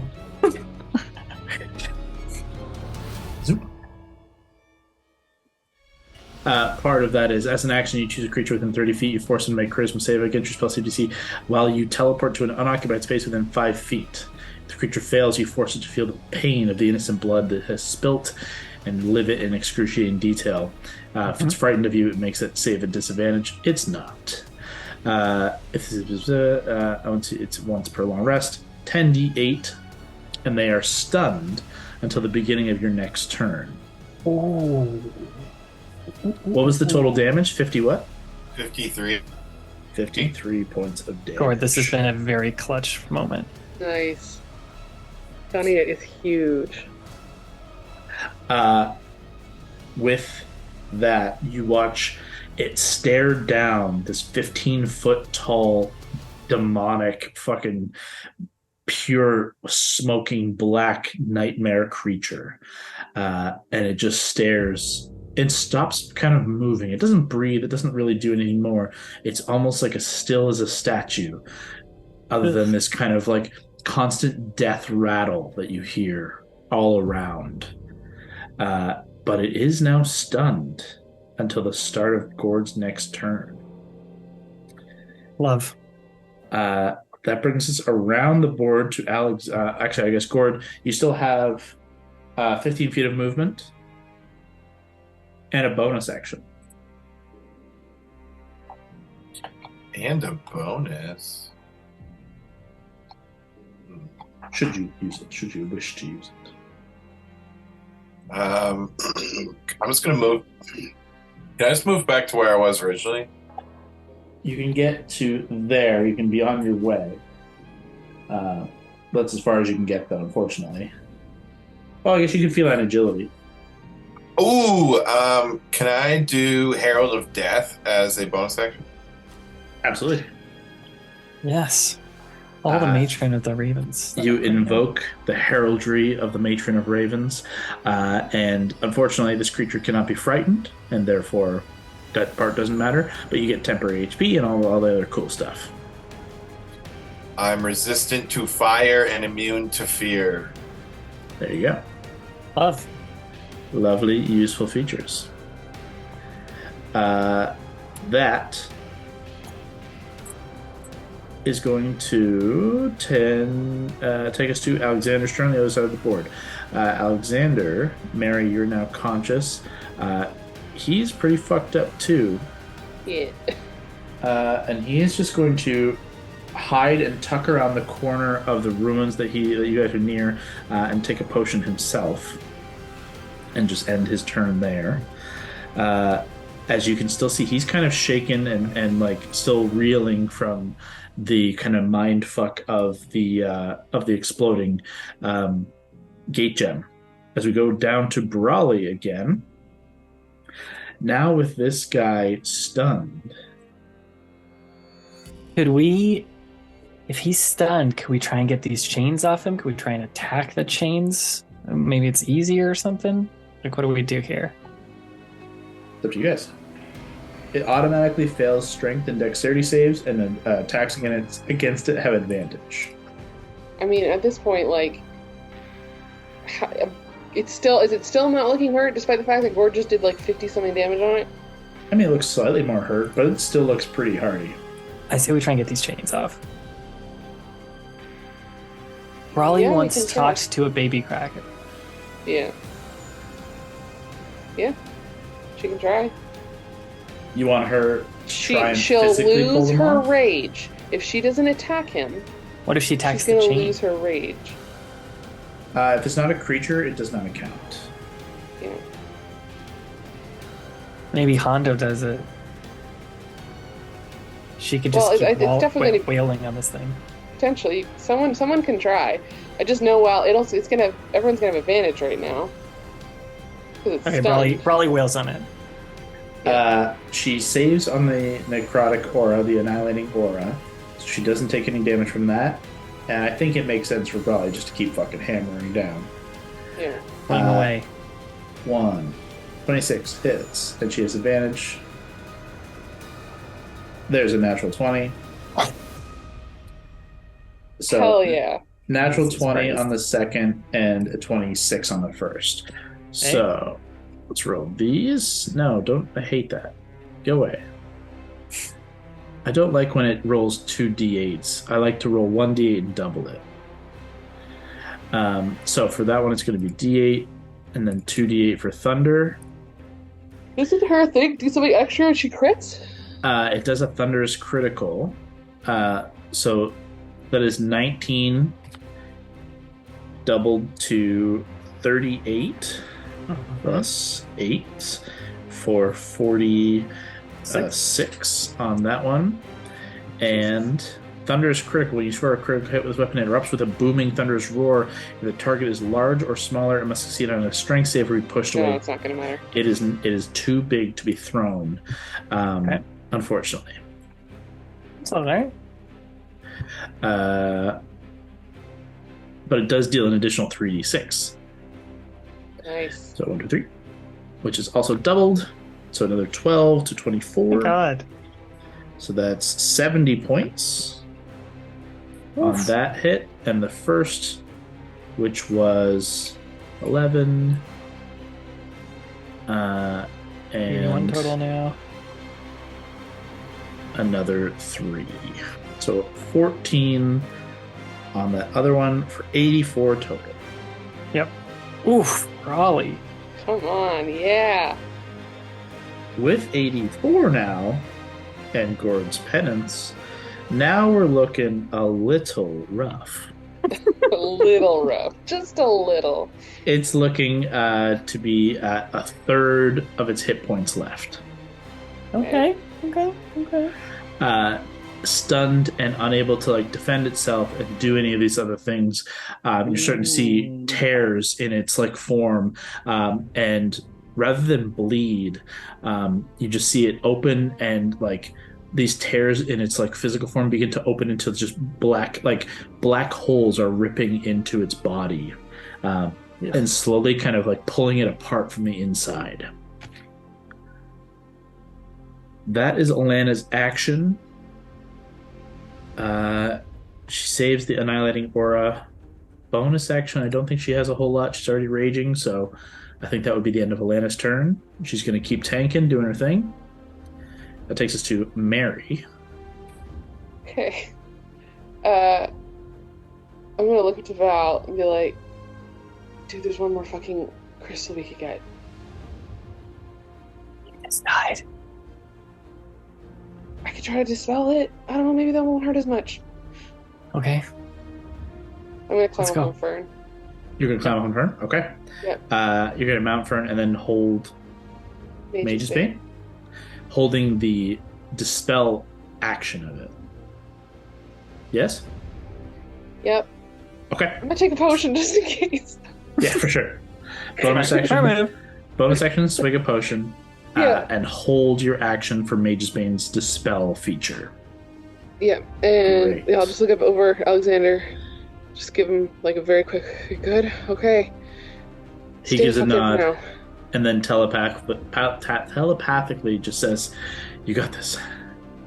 I will say, as the two of you begin to mount up, and we'll come to Valentine's turn next, because the Nightwalker is stunned and doesn't do anything. You can see that the Pit Fiend that was trying to pull its way through the gate has been like shunted down on it. It's still there though, and you can see it's got one full arm through, and its head is peering through, and it's pulling itself through. If this gate gem is not removed in the next at least 3 rounds, but maybe sooner, this thing will pull itself through. Jesus. Great. And I'm gonna keep rolling to see if it can get through earlier on the 20, which is basically the top of the initiative. So after Valentine's turn, I'm gonna roll to see if it can get through. If it's not stopped, Mary, that ends your turn. Nightwalker is stunned. Valentine, where are you? Fly up to that thing then. We fly up to the other side, and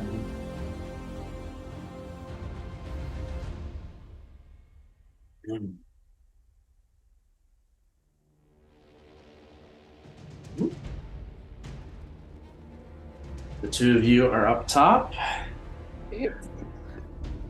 Mary, you place the tip of Mage's Bane to the gate gem, and you can feel a vibration of arcane force and energy on the other side.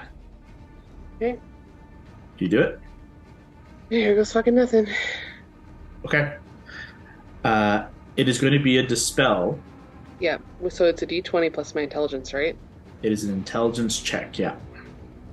I'm gonna have to roll really good. Yeah, Bardic. I didn't do this earlier because I didn't have inspiration. It's a d10, right? Yep. Okay. Does it ever become a D12? It's a D12. It's a Yeah, D12. It's a D12? You're 18th level. Yep. Okay. Roll the 20 first, obviously.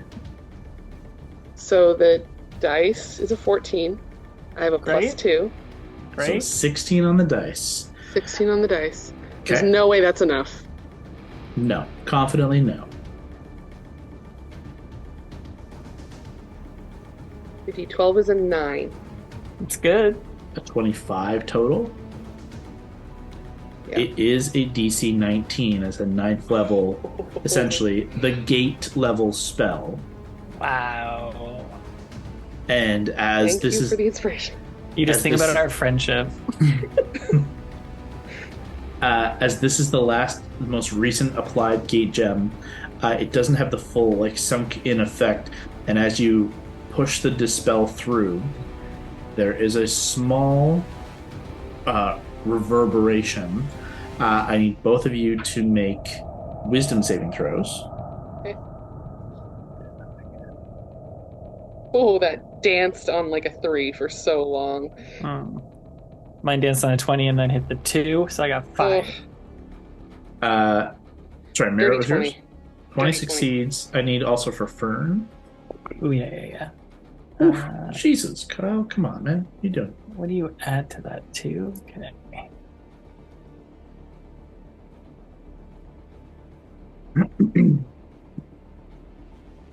Just 12. 12 is a fail. Anything under an 18 is a fail. So I think both Valentine and Fern fail, and Mary, you do succeed. Mary, you take nothing on a success. On a failure, however, both Fern and Valentine, you guys take 16 points of psychic damage. As Okay. the dispel like just reverberates back, and the gate gem falls out of the like socket and falls to the stone below. Just kind of tinks down into the stone. We gotta get rid of this thing. It fell, and there's a fissure directly to the right. I love it. Roll something. I'm gonna roll.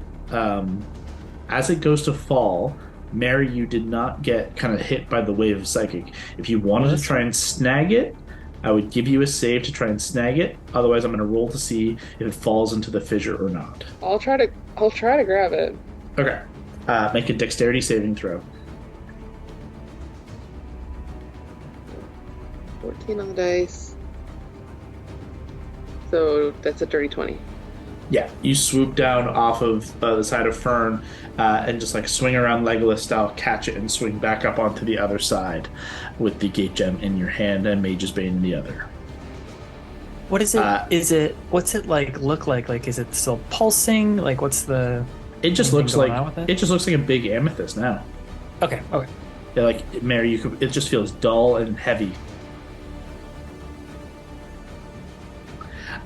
But that would be. You Mary's still have home your action. Yeah, that was just Valentine's movement and bonus. Oh, great. Wow, Bonus? That was scary. Oh, did you not inspire that turn? He inspired me last turn. Oh, I see. Yeah. So you still have your full thing? I will kick us away from this thing. Does it still look like the guy's trying to come through, or did it seal on his arm? Oh, that's a good point. As you shake your head back, and Mary, you look as the gate now is kind of fighting and flaring and sparking, and the energy kind of closes back to a singular large line and severs the fiend's arm and horn, which then fall down onto the stone in front, and you hear the faint echo of like a roaring wail as it's pulled back into the hells. Rad. Fuck Super you, rad. Egoth. You didn't accomplish shit. I'm sure we'll see him soon.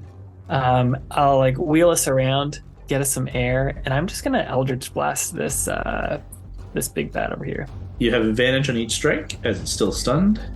Okay. Fuck it up. First one's 16. It's rolling slow. 16 does hit. Oh, great. With advantage, it was 21, so let me just roll again.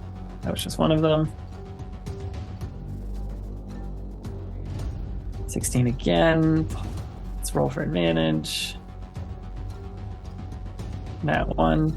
You said 16 hits, right? 16 does hit, yep. Okay, 2 hits so far. Come on, D&D Beyond. Let's go.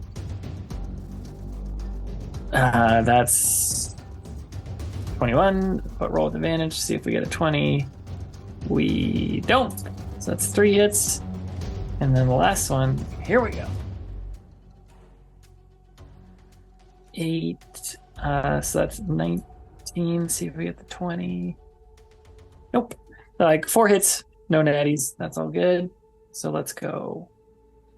1.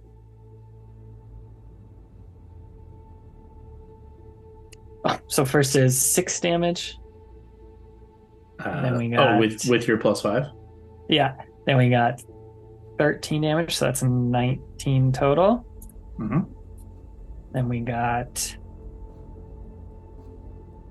19 plus 12 is 31. 31. Last one. 41 total. Okay, 41. Great. Nice. 41 points. I'll just be slinging them off Ethereus.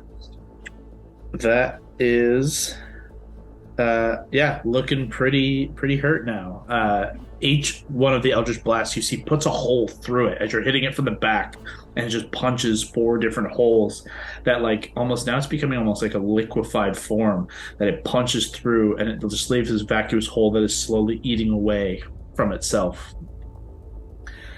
Can I, with any more movement I have left, just try and go up, and I'll just do a general perception check of the battle as my bonus? Sure. For sure. Go ahead. As I do that, I'll just shout at Hondo, like, finish it, Hondo, do it! And then I will go perception roll. 21 total.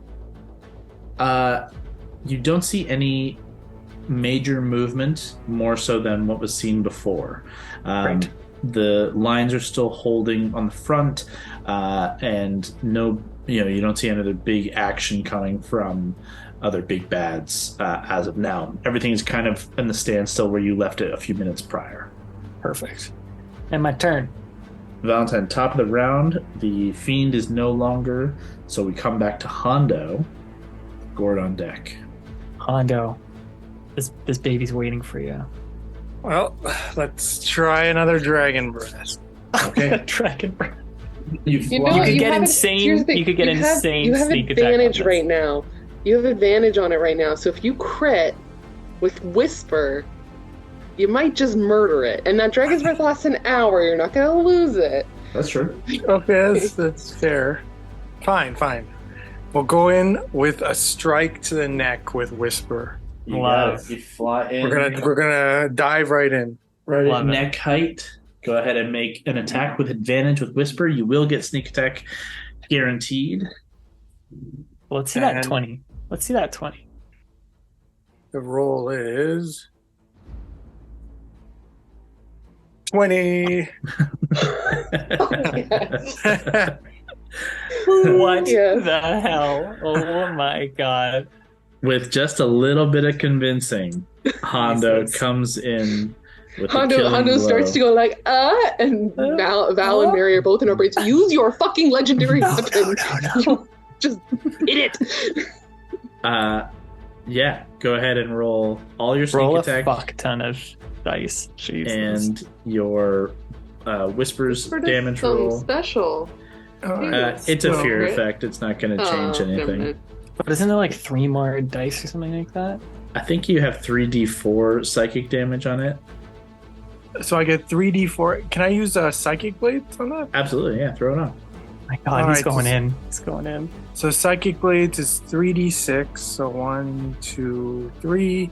Remember, that costs Whisper- one of your bardics to do that. Okay, one of my bardic inspirations, right? Yeah, to Mhm. do the Okay. And then I get 3d4 from Whisper.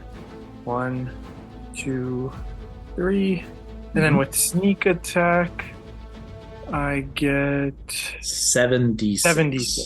1, 2, 3. This is where And I so- do miss playing at the table because Kevin would just roll 2 handfuls of dice. So many So dice. Your remember your bardic inspiration is 3d6 psychic damage, not just your bardic die. So one of those psychic blades is 3d6 psychic. Okay. So the total is 40. Plus Plus, those 3d6. Plus. Wait, is one of 8. those your. Okay. 40 times 2. 40 times 2 is 80. oh my god, I didn't even Plus do the math in my 8. head. Becomes 88. Hondo, Oof. how do you want to do this? Yes. Well, so I'm gonna stick it into his neck. Mm-hmm. I'm gonna look him in the eyes and say, Now I'm your nightmare. And then I'm going to twist it, and then I'm going to go through. Yeah, That's so good. You Stare him stab straight in the him void. in the neck, and you turn this void-like face, and you watch as from the legs up, it slowly just begins to get withdrawn to the face that is this kind of black hole, and everything gets like crumpled in and sucked in, and slowly eats upon itself as you say your final words to it, and as you twist and cut the knife through the black hole, it just dissipates in a kind of a cloud of black smoke and death. The Nightwalker is no more. The gate gems that were 3, now only 1 remains left into the gate. Slowly, the progress against the gate is stalled, stymied here for a time. But you don't know the end game necessarily. Should they need all of them for this to be permanent? Can it be opened with just 1 in it? We'll find out next time. As the war So good, gang. continues. So And good. unfortunately, we lost Allie in that one, but she still managed to have some fun. And we'll get back to phase 2 of our war, our hour 2 and 3, more turning points and final confrontations with other friendly faces. Love it. Next time. That was great. Holy Oh, shit. so good. Great was job, very Hondo. close. Great Good fucking game. job. Thanks for listening to us when we said get that crit. That was like really clutch to you.